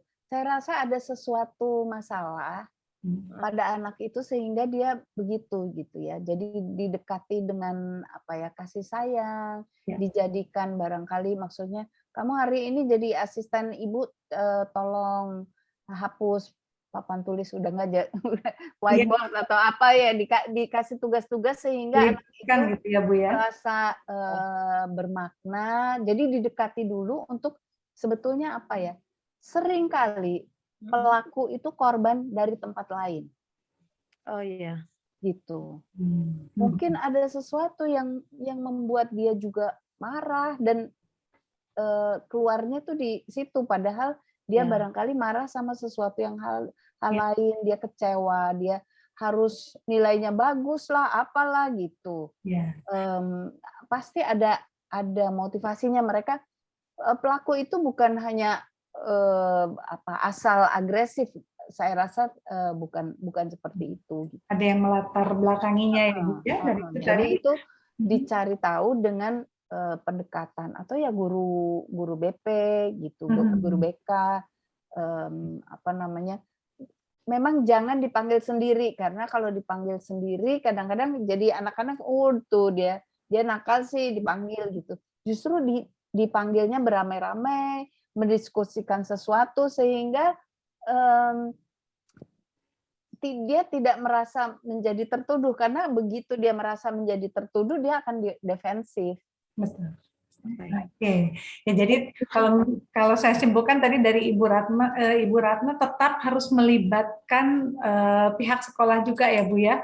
Jadi walaupun saya tahu WLPK itu kan memang concern sekali gitu dengan anak, tapi tetap masalah bullying ini tadi multimodal, mungkinnya ada orang tua juga, ada pihak sekolah juga, ada guru juga yang perlu dilibatkan. Ya, semoga menjawab pertanyaan Ibu Maya dan terima Bu kasih. Indah. Ratna, terima kasih banyak. Oke, baik, kita mau menuju ke sebentar. Ada yang raise hand satu lagi dari Ibu Sari. Monggo Bu Sari. Ibu Sari dari mana Bu Sari? Dari SMK 1 Cirebon. Dari Cirebon, oke. Baik, mangga Bu. Terima kasih, bismillahirrahmanirrahim. Assalamualaikum warahmatullahi wabarakatuh. Waalaikumsalam. Iya. Ibu Ratna, terima kasih banyak informasi dan apa yang sudah dipaparkan sangat bermanfaat sekali untuk saya pribadi. Kalau saya mungkin cenderungnya begini ya Ibu, sebelum saya masuk pertanyaan, saya cerita sedikit bahwa ada beberapa kejadian 2 tahun lalu, ternyata diinformasikan kalau anak saya itu korban bullying. Usia berapa Bu anaknya? Sekarang 14. 14, laki perempuan? Laki-laki. Laki-laki, baiklah Iya. ya, silahkan. Jadi ada kejadian ketika di sekolah itu di toilet itu ada coret-coret tangan. Nah, anak saya tertuduh untuk melakukan coret-coret tembok itu dengan tangannya. Nah, karena merasa tidak bersalah, maka dia berontak, marah. Tapi tidak ada yang mendukung, termasuk gurunya, salah satu gurunya. Sehingga dari situ sampai saat ini dia trauma. Traumanya kalau dia melakukan sesuatu, misalkan dia bantu saya cuci piring, gitu kan? Dia pecahkan tuh piring, gitu. Kami tahu yang cuci piring itu beliau, gitu kan? Tapi jadi takut untuk mengungkapkan bahwa itu salah saya, gitu. Saya memecahkannya, gitu. Nah, trauma itu berlanjut sampai sekarang. Si adik itu kelas 2 SMP, naik kelas 2 SMP.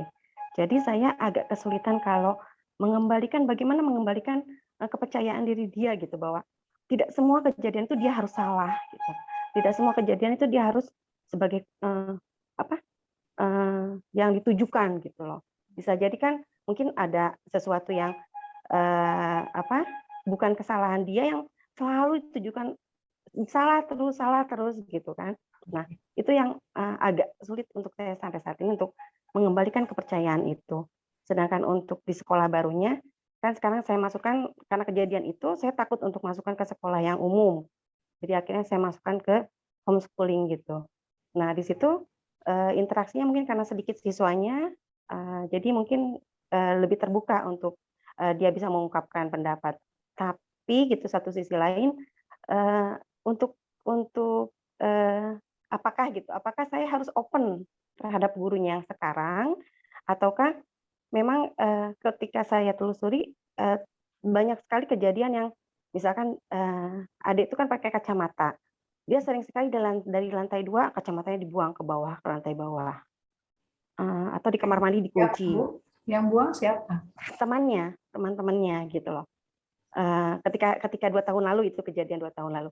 Sehingga dia takut untuk bisa istilahnya kalau sudah ternyata tidak sesuai dengan keinginannya atau tidak sesuai dengan apa yang menjadi pendapatnya, dia akan ngamuk gitu. Si adik itu akan ngamuk, semua dibanting, semua diacak-acak gitu. Memang kebetulan yang bungsu ini waktu itu prematur lahirnya, sehingga ada kendala. Kalau nggak salah kemarin setelah didiagnosa itu ada keracunan oksigen di matanya. Jadi tidak begitu jelas gitu kalau melihat. Nah, yang menjadi sorotan untuk saya, bagaimana saya harus menyikapi sampai dia dewasa dengan kondisi yang seperti ini, mengembalikan istilahnya kepercayaan dirinya. Kemudian bagaimana saya harus bersikap, apakah dalam 2 tahun ini dia akan naik ke SMA atau SMK mungkin ya. Apakah saya harus menceritakan itu lagi sama guru-gurunya gitu, atau saya harus bersikap bagaimana? Mohon arahannya, bimbingannya. Terima kasih Bu Ratna. Terima kasih atas pertanyaannya. Ya, Sari, saya mau tanya, kalau anak salah ditegur, ya kan? Iya, Kalau dia melakukan yang benar, dipuji nggak? iya. Saya selalu Dipuji. mujinya. Iya. Kalau di keluarga kami sudah sudah merasa kebetulan di sini juga kakaknya bergabung. Ada namanya Salwa, kebetulan kuliah di UM juga, psikolog, itu bergabung di sini, saya ajak bergabung supaya memahami adiknya gitu. Oke. Jadi artinya kalau baik juga tetap dipuji. Iya. gitu, Bu Ratna. Iya, Ya, betul. jadi supaya nggak terlalu ini. Memang mungkin sekali-sekali perlu mengangkat. Ini kan udah SMP ya, udah Iya. SMP, udah agak besar. Mungkin ini tiba-tiba aja sih terpikir, mungkin ada baiknya, maksudnya tadi kan saya cerita di TK itu mereka bikin wayang-wayangan, terus bikin cerita, membahas cerita. Nah, mungkin bisa misalnya menonton film gitu ya, nonton film. Jadi membiasakan ada diskusi tentang sesuatu, tapi jangan langsung bullying. Maksudnya membentuk sebuah tradisi baru, misalnya pergi nonton apalah, apa ya sekarang nih lagi yang ngetren tuh Apa film di bioskop, Bu? film naga atau rumah cemara atau nggak usah ada hubungannya, tapi membiasakan setelah melihat itu atau setelah membaca sebuah cerita pendek itu mendiskusikan kira-kira perasaan yang itu bagaimana ya. Nah, nanti kalau kebiasaan itu sudah terbentuk gitu ya, nanti barangkali satu hari tentang film kan kalau di sekarang di YouTube aja kita udah bisa cari film gratisan atau kejadian seperti itu, sehingga dia nggak langsung merasa bahwa itu membicarakan dia. Saya bisa membayangkan bahwa dia juga udah cukup sensitif barangkali itu mungkin yang kejadian di WC itu bukan satu-satunya kejadian, tapi sudah ada beberapa kejadian sehingga memang membuat dia tuh jadi takut salah gitu ya. Gitu. Dan kalau misalnya sudah bisa agak terbuka gitu ya, yakinkan bahwa kalau kita dibully orang, sebetulnya yang punya masalah bukan kita, tapi si pelakunya. Nah, kalau anak-anak itu sudah remaja, mereka bisa kita ajak untuk mencari gitu ya, mencari video-video tentang anti bullying atau tulisan-tulisan pendek tentang anti bullying. Itu selalu dikatakan, ingat bahwa si pelaku itu kadang-kadang dia juga korban di tempat lain. Jadi harusnya kita malah kasihan sama dia dan jangan menjadikan diri kita jadi pelaku bullying itu kan cari power. Ketika kita patuh sama dia, kita memberikan power itu. Jadi pilihannya atau kita jauh-jauhin dia, atau kita tidak acuhkan, atau yang saya pernah dengar cerita adalah justru dibikin lucu. Jadi ini ada ibu-ibu SMP kalau nggak salah. Anaknya pindah sekolah juga, pindah sekolah. Anaknya berasal dari sekolah yang sangat disiplin dengan seragam, selalu masukin baju. Dia pindah ke sekolah yang justru kalau anak-anak eksis itu bajunya dikeluarin, gitu, nggak pakai ikat pinggang dan sebagainya. Nah, sehingga dia kemudian ditertawakan ketika masuk di sekolah dan pakai baju rapi, dimasukkan pakai ikat pinggang dan sebagainya. Dalam beberapa hari dia selalu diejek gitu ya. Tapi anak ini memang itu susahnya ya, kalau korban tuh diejek terus dia hatinya ciut. Kalau yang tidak kepribadian korban, dia malah pakai itu ikat pinggang Betawi itu yang hijau warnanya. Yang besar, Bu. Yang besar ya, Bu, ya. Yang ada jadi dia ditertawakan, tapi akhirnya pelaku itu ngelihat ini anak nggak bisa ditekan. Iya, Gitu. Ini anak nggak bisa ditekan, atau kayak misalnya diejek, oh gendut banget si badak lewat dan sebagainya, terus dia bisa misalnya mengatakan ini contoh warga Indonesia yang sejahtera. Jadi ketika kita menunjukkan bahwa kita nggak bisa ditekan, kita udah nggak menarik buat pelaku. Tetapi kalau kita menasehati itu kan anak-anak kalau korban tuh enak ngomong ya, rasa ini gitu. Nah, itu mereka akan dapatkan kalau mereka cari sendiri tuh. Cari sendiri, oh ada testimoni dari korban-korban bullying lainnya yang ternyata justru dengan mereka jadi korban, mereka cari kompensasi di tempat lain dan akhirnya mereka justru lebih berhasil dari pelakunya dan sebagainya. Jadi membesarkan hati dan semangat dia untuk berhenti jadi korban. Yang bikin dia jadi korban sebetulnya dirinya sendiri, persepsinya dia bahwa dia tidak berdaya. Jadi kita coba kuatkan bahwa kamu itu ada pilihan loh.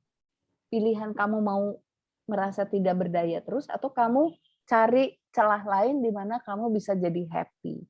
Dan itu barangkali kalau Bu Sari cerita bahwa dia homeschooling, mungkin ada kegiatan-kegiatan lain selain homeschooling, hobinya dia.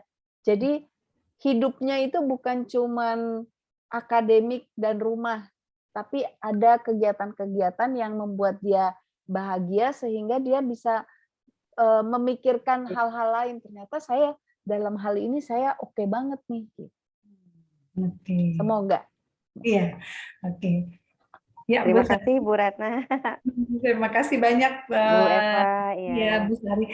Mudah-mudahan terjawab. Jadi kalau tadi saya lihat dari Ibu Ratna, yang pertama apa tadi memang anak ini tadi menarik sekali Bu, yang menentukan bahwa kamu itu jadi korban ya kamu sendiri gitu ya Bu ya, pikiran anak itu sendiri ya.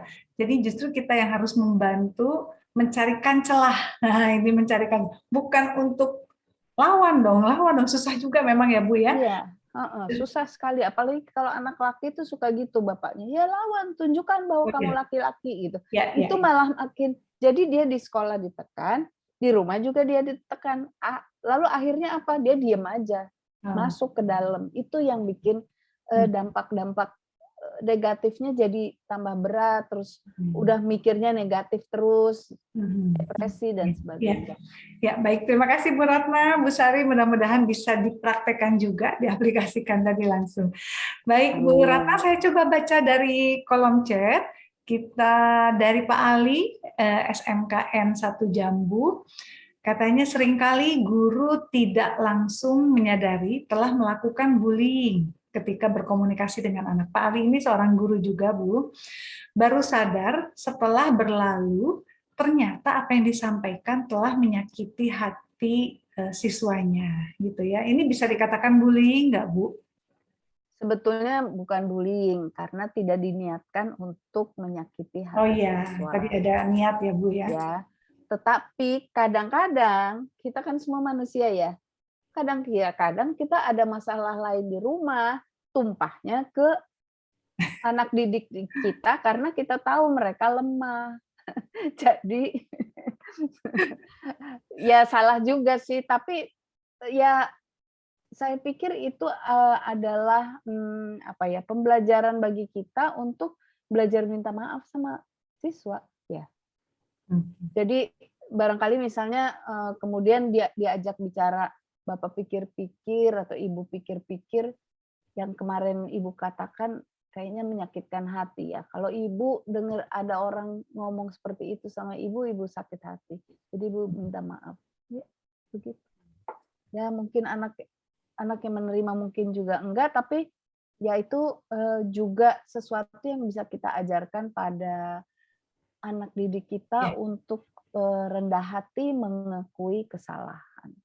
Dan itu luar biasa sekali kalau saya lihatnya seorang guru minta maaf langsung kepada muridnya dan dilihat pula mungkin sama siswa-siswa yang lain, itu luar biasa dan jadi proses pembelajaran juga mungkin ya Bu ya untuk muridnya. Baik, terima kasih Bu Ratna. Pak Ali semoga terjawab nih dan bisa dicoba juga nanti. Ini kemudian ada dari Ando. Nih Ando memang ini rajin sekali Bu. Hampir semua seminar atensi Ando ini selalu hadir. Beliau memang seorang remaja autism. Katanya mau bertanya, sejak usia 9 tahun, saya selalu dikerjai oleh teman-temannya dengan cara mencoret dinding dan menganggap saya yang melakukannya. Nah ini langsung dari korban bully nih kayaknya, sehingga saya dimarahi oleh guru. Saat itu saya belum bisa mengemukakan pendapat, sehingga saya selalu memukul kepala sendiri serta memarahi diri sendiri. Dan saat itu menjadi kebiasaan ketika melihat sesuatu yang buruk, apalagi ketika dibully oleh teman yang dulu sangat friendly dan setelah itu mau bercanda dengan saya dengan cara yang negatif. Bahkan sempat ketika di lingkungan rumah saat saya menonton acara Super Deal ketika saya masih SD dan saya pura-pura memilih hadiah yang tidak diinginkan, atau saya tetap memukul kepala sendiri dan memarahi diri sendiri dengan suara keras. Bagaimana cara mengatasinya untuk mengurangi kebiasaan tersebut? Jadi pernah dibully, akhirnya merasa kecewa, kesal, marahnya terhadap diri sendiri. Nah ini Andonya juga ada nih. Saya pikir udah kemana Ando? Halo Ando. Oke, makasih pertanyaannya Ando. Iya, baik Bu Ratna. Ini pertanyaan Ando kan mendukung tadi ya yang saya bilang. Si korban sendiri yang merasa bersalah. Jadi itu yang harus diubah Ando. Yang salah bukan kamu, tetapi teman-teman kamu yang tidak punya value, tidak punya kebiasaan yang mereka salah, mereka melakukan hal yang salah. Dan kalau kita tetap menyimpan dendam terhadap mereka udah tidur nyenyak, udah melupakan kejadian itu. Kita masih simpen terus ingatan-ingatan yang buruk itu. Untuk apa? Gitu. Itu kalau menurut saya. Jadi memang berat, tapi belajar memaafkan dan hidup ini bukan mereka aja kok, orang-orang bukan mereka aja. Carilah teman-teman yang memang bisa lebih mendukung Mas Ando ini sehingga bisa berkembang dengan lebih sehat. Oke, semoga menjawab. Iya, saya ada satu buku saya lupa ya. Dia ada satu buku yang ditulis kalau dicari di toko buku mungkin masih ada. Jadi dia itu anak transmigran di Lampung, pokoknya Sumatera Selatan. Judul bukunya? Nah itu saya juga lupa. Oke. Karena diundang Kick Andy. Dia dia miskin. Karena dia miskin, waktu kecil itu harus sebelum ke sekolah harus pohon karet tuh kan kalau disayat keluar getahnya dia taruh, jadi menampung getah karet. Akibatnya dia bau. Nah itu dari kecil itu ya selalu ada satu temannya yang selalu mengejek, mengucilkan dan sebagainya. Tapi anak ini kemudian berusaha, dia punya cita-cita, dia pengen jadi mandor pertanian, itu yang saya ingat. Karena pada masa itu jadi mandor pertanian tuh berkuasa gitu. Akhirnya karena dia belajar, dia diterima di IPB.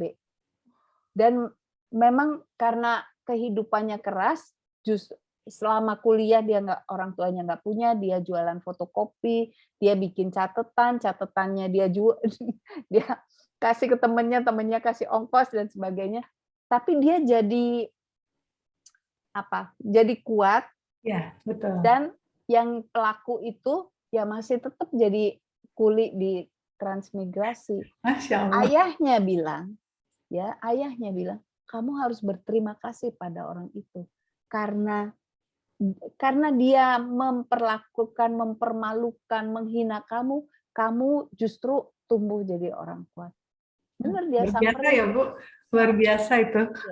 Jadi kita harus mengubah cara pikir kita. We are not the victim. Kita bukan korban. Yang sebetulnya harus dikasihani dia. Jadi kita move on, tinggalkan, ya udah dia mau ngomong apa, saya cari jalan hidup saya. Betul. Oke Ando, semangat dan harus dicoba ya Ando ya. Ya, makasih Bu. Oke, baik, terima kasih banyak. Oke, terima kasih Bu Ratna. Kita masih ada waktu kurang lebih 13 menit lagi. Ada lanjut dengan pertanyaan Ibu Erin. Sejauh mana peran keluarga sebagai faktor resiko dan mungkin juga sekaligus sebagai faktor protektif bullying pada anak dan remaja? Ya, betul tadi yang kata Bu Ratna jelaskan ya. Mohon maaf karena situasi di sini. Oke. Jadi pertanyaannya itu sejauh mana peran keluarga sebagai faktor resiko atau bisa juga sebagai faktor protektif bullying pada anak dan remaja. Ini seperti apa Bu melihatnya nih? Jawabnya susah ya, sejauh mana, berapa persen gitu, saya nggak bisa jawab. Tapi saya bisa mengatakan bahwa penting. Karena kalau keluarga, kalau anak berani terbuka di rumah, kan penelitian-penelitian menunjukkan ketika ada satu orang yang menolong itu 50% pertama kemungkinan kejadian bulinya berhenti atau si korban itu sudah merasa lebih ada temennya gitu. Sehingga kalau anak itu mau terbuka di rumah gitu ya, dia merasa di rumahnya itu orang menerima apa adanya, itu menjadi setidaknya modal. Tapi memang kalau kita bicara anak remaja itu sedang mengagung-agungkan yang namanya teman-teman. Ya, betul. Kan? Jadi kan ini kan proses perkembangan. Ketika anak baru masuk TK, SD, guru adalah segala-galanya. Nanti setelah udah deket-deket mau remaja gitu, akhirnya teman-teman menjadi segala-galanya. Teman-temannya pakai celana cingkrang, dia pakai celana cingkrang, pakai cutbray, yaitu mode yang diikuti. Jadi ya kita sebagai orang tua juga kita harus maklum, dan di situ saya pikir komunikasi yang terbuka, maksudnya orang tua menceritakan hal-hal bodoh yang dia lakukan waktu muda, ngobrol dalam keluarga itu menjadi sangat penting karena anak-anak barangkali dengerin kebodohan-kebodohan orang tuanya, terus dia bisa refleksi, oh kalau orang tua saya juga pernah pakai, misalnya ya cerita sama anak saya, dulu waktu mama SMP tuh pakai cutbray merasa keren banget, nggak pakai sendal masuk GM, itu rasanya keren banget. Padahal kalau dipikir apa kerennya. Terus yang kedua adalah nggak pakai sendal, nggak pakai sepatu, tapi kan ketutup sama cutbraynya ini. Iya. Tapi hal-hal yang ringan-ringan seperti itu tuh bisa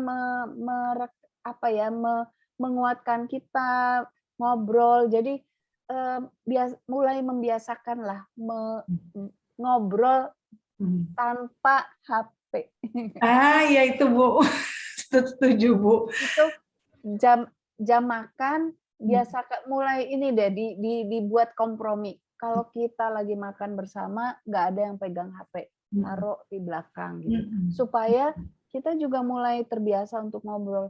Saya rasa bangsa kita nih ya, kita tidak terbiasa mengekspresikan perasaan kita. Kalau melihat perasaan orang lain kita cukup peka, tapi mengekspresikan apa yang kita rasakan itu kita memang tidak terlatih. Itu Betul. saya lihat. Khas. Saya ada pengalaman bagus waktu di Jerman karena saya S2 di sana ya. Jadi waktu anak-anak saya di SD di sana, itu kan istirahat biasa. Setelah istirahat, itu gurunya, saya nggak tahu sih apa semua guru melakukan itu atau tidak, tetapi di kelas anak saya itu ada sebuah panggung kecil, jadi seperti kotak kecil. Anak-anak yang merasa waktu istirahat ada sesuatu yang mengganggu, dia naik di panggung itu dan dia ceritakan.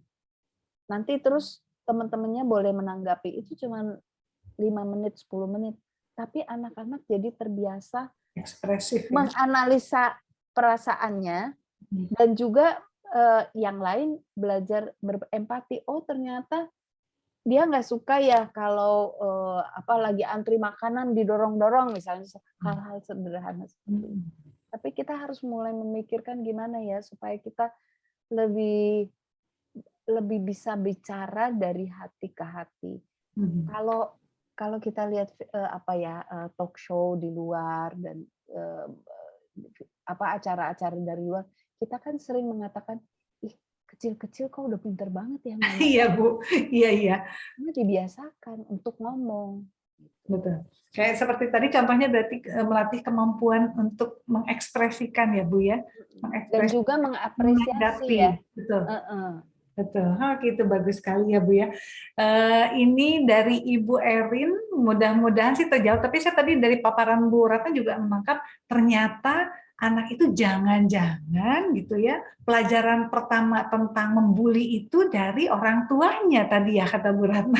Jangan-jangan gitu. Itu mencontoh sangat, itu sangat. Betul. Dalam hal macam-macam sih, dalam kebaikan juga dia lihat contoh. Iya. Saya tadi jadi ke-trigger gitu kepala saya, iya ya, orang tua misalnya marah, ekspresi, intonasi gitu ya, nyubit, mukul, itu kan memang pelajaran pertama anak ya pasti dari orang tua gitu ya Bu ya. Dari kelompok paling kecil ya. Betul. Paling dekat, paling kecil ya. Jadi ya memang faktor orang tua tadi selalu kalau saya lihat sih Bu Ratna, komunikasi, keterbukaan. Ajak anak untuk berani berkomunikasi karena tadi ke Bu Sari kan seperti itu ya Bu ya. Ya baik, terima kasih Bu Ratna, Bu Erin, semoga terjawab pertanyaannya. Ini kalau dari Bu Tanti sih ucapan terima kasih Bu, katanya tema bullying dari Bu Ratna membawa Bu Tanti ini untuk berguru. Kemudian ini senang dengan tadi ide wayang-wayangan dengan sedotan dan storytelling. Mau mencoba boleh Bu, semoga bisa dicoba ya Bu ya. Oke. Kemudian dari Tiara, bagaimana jika guru yang menyindir-nyindir rekan kerja? Menyindir, termasuk bullying kah? Menyindir tuh, ya. Kalau menyindir tuh termasuk bullying ya Bu? Ya saya nggak tahu intensinya apa gitu ya. Oke. Tapi ya kemungkinan sih intensinya gini. Karena menyindir juga bisa bercanda ya Bu? Ya bisa. Nah itu makanya kalau bullying itu kadang-kadang susah dipastikan karena misalnya si pelaku itu nyindir, terus yang korban merasa sakit hati, padahal nanti pelaku kalau dipanggil nih nanti yang pelaku bilang saya kan cuma bercanda gitu. Oke. Itu susahnya. Apakah dia bercanda benar atau dia sebetulnya memang ingin menyakiti, kan kita kadang-kadang juga menyindir kita punya tujuan tertentu di balik Intensinya itu ya Bu ya. Aduh, misalnya nih sebagai orang tua lah, aduh mama pegel banget saya nggak ada yang mau mijitin gitu, nyindir juga ya. Iya. Padahal bukan membuli kan. Betul. Jadi saya ingin mengajak semua dari kita tuh untuk lebih berbesar hati, jangan mempersepsikan kita ini korban. Tapi kalau mendengar seperti itu barangkali terus kita lebih berespons. Kenapa mau dipijit gitu. Oh, artinya kalau ada yang menyindir lebih baik kita konfirmasi berarti ya Bu Ratna ya. Daripada berpikir sendiri, menjawab sendiri, lebih baik kita konfirmasi intensinya apa sebetulnya ya Bu Tiara ya. Oke Bu, satu pertanyaan lagi mungkin dari Ibu Salwa. Jika seorang anak yang introvert, yang selalu dibully karena dia anak yang sangat pendiam, tidak pandai bergaul dan dia termasuk anak broken home, selalu melihat orang tuanya di rumahnya itu selalu terkena marah di rumahnya. Dan di sekolah selalu dibully. Bagaimana cara mengembalikan mental si anak? Oh, oke, dia broken home, selalu melihat orang tuanya di rumahnya. Artinya sering ini kali bertengkaran kali ya, betul, ya.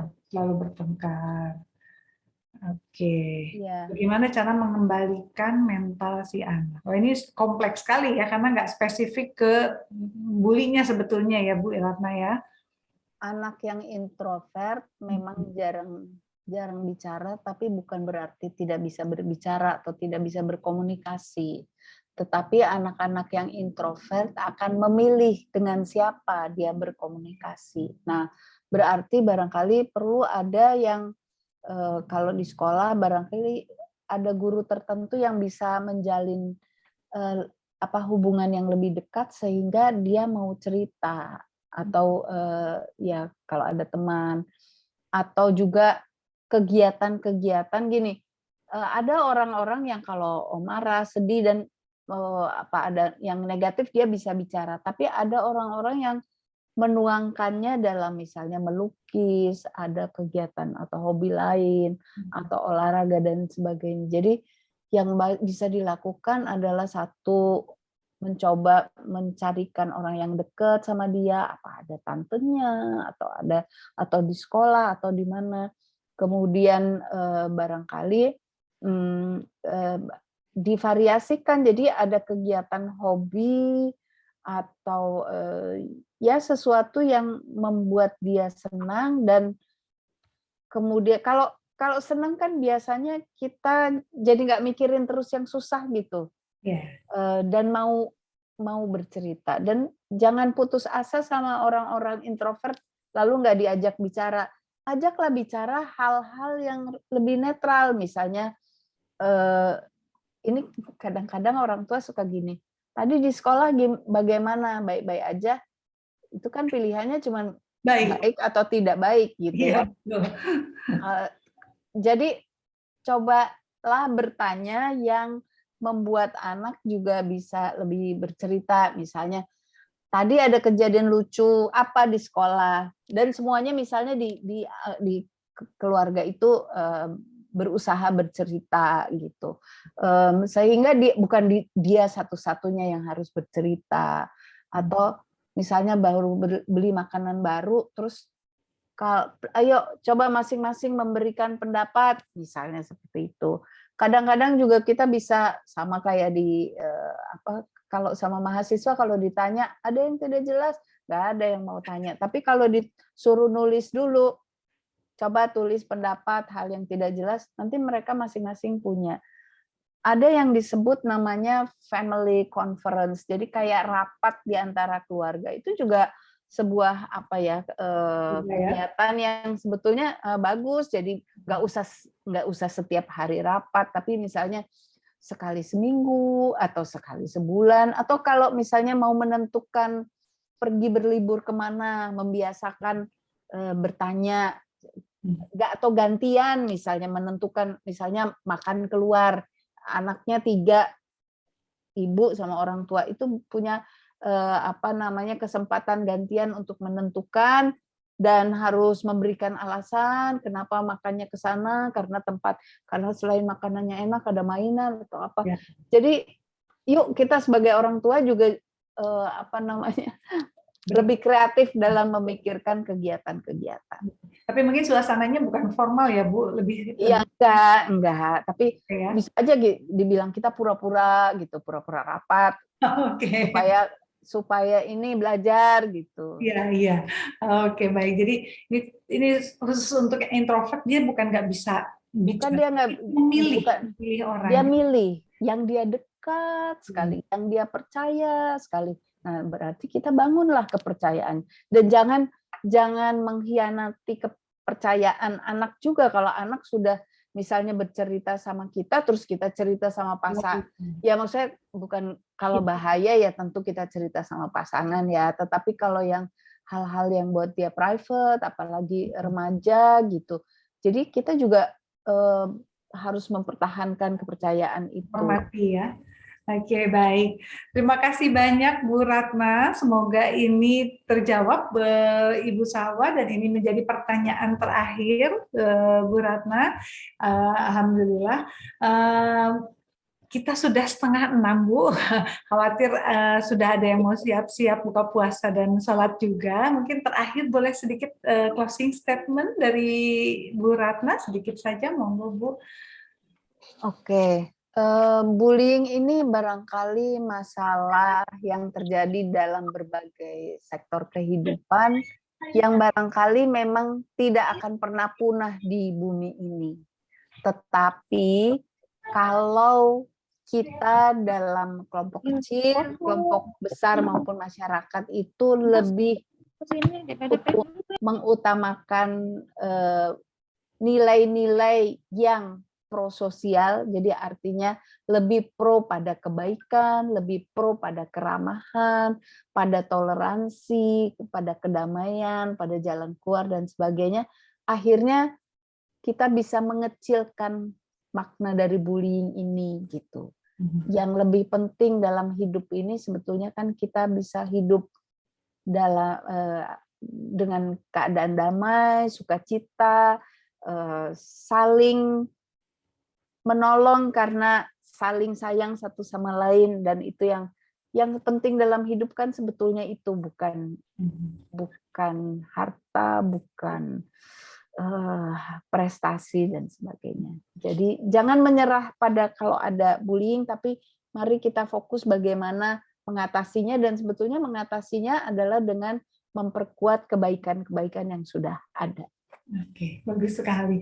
Dan ini jadi tugas kita bersama ya, kami sebagai psikolog mungkin, di sini ada orang tua juga, ada guru juga, ada masyarakat juga, dan mungkin teman-teman remaja yang kebetulan mendengarkan sesi ini juga mudah-mudahan bisa membentuk jadi satu kondisi yang harmonis kalau tadi saya lihat ya. Bu Ratna, ini cukup banyak, ada beberapa yang bertanya ke saya, kalau mau ketemu dengan Bu Ratna, mau konsul ke Bu Ratna, kemana Ibu? Ibu berpraktek? Biasanya saya praktek di fakultas, ada klinik psikologi UI. terpadu. Cuman memang pandemi ini masih tutup ya. Oh, enggak terima online, Bu? Setahu saya belum sih. Oh. Tapi saya nggak tahu, saya nggak update juga sih. Kadang-kadang saya terima klien di masih pakai Zoom. Mungkin boleh ke Bu Eva minta nomor HP saya aja. Oh, baik. Ini ada beberapa ibu yang bertanya ke saya, monggo kalau membutuhkan untuk konsultasi dengan Bu Ratna bisa membuka konsultasi online gitu Bu. Cukup DM ke Atensi, nanti saya berikan kontak Ibu Ratna. Saya soalnya belum mahir pakai IG. Saya sebetulnya ada. Tapi saya juga nggak tahu kenapa. Saya bisa menjawab, saya bisa kasih komentar, tapi IG-nya tuh kayak nggak aktif, dan anak saya udah coba bantu, dia bilang ini HP-nya mama terlalu tua. Ya nggak apa-apa Bu, nanti saya coba bantu ya. Silakan DM ke Atensi, ke Instagram Atensi Anak Remaja. Sekali lagi boleh monggo sekalian juga follow Instagram Atensi Anak Remaja bagi yang membutuhkan konsultasi dengan Bu Ratna. Nanti silakan DM di IG Atensi Anak Remaja. Baik Bu Ratna, terima kasih banyak untuk ilmu yang luar biasa di sore hari ini, dan semoga menjadi kita semua memiliki sudut pandang yang baru. Pastinya sih, kalau saya banyak sekali tadi insight dan saya banyak mendapatkan sudut pandang yang baru. Baik, Bu Ratna sebagai narasumber saya ucapkan terima kasih banyak. Ibu dan Bapak juga rekan-rekan yang sudah hadir, saya ucapkan terima kasih banyak. Dengan demikian, seminar Atensi sore ini kita tutup. Wassalamualaikum warahmatullahi wabarakatuh. Waalaikumsalam. Waalaikumsalam warahmatullahi warahmatullahi wabarakatuh. Makasih Bu Ana, makasih Bu Eva. Terima Salam kasih sehat banyak. semua. Salam sehat, monggo. Izin live ya. Ya, mangga Bu. Mohon izin untuk saya tutup Zoom-nya. Ya, terima kasih.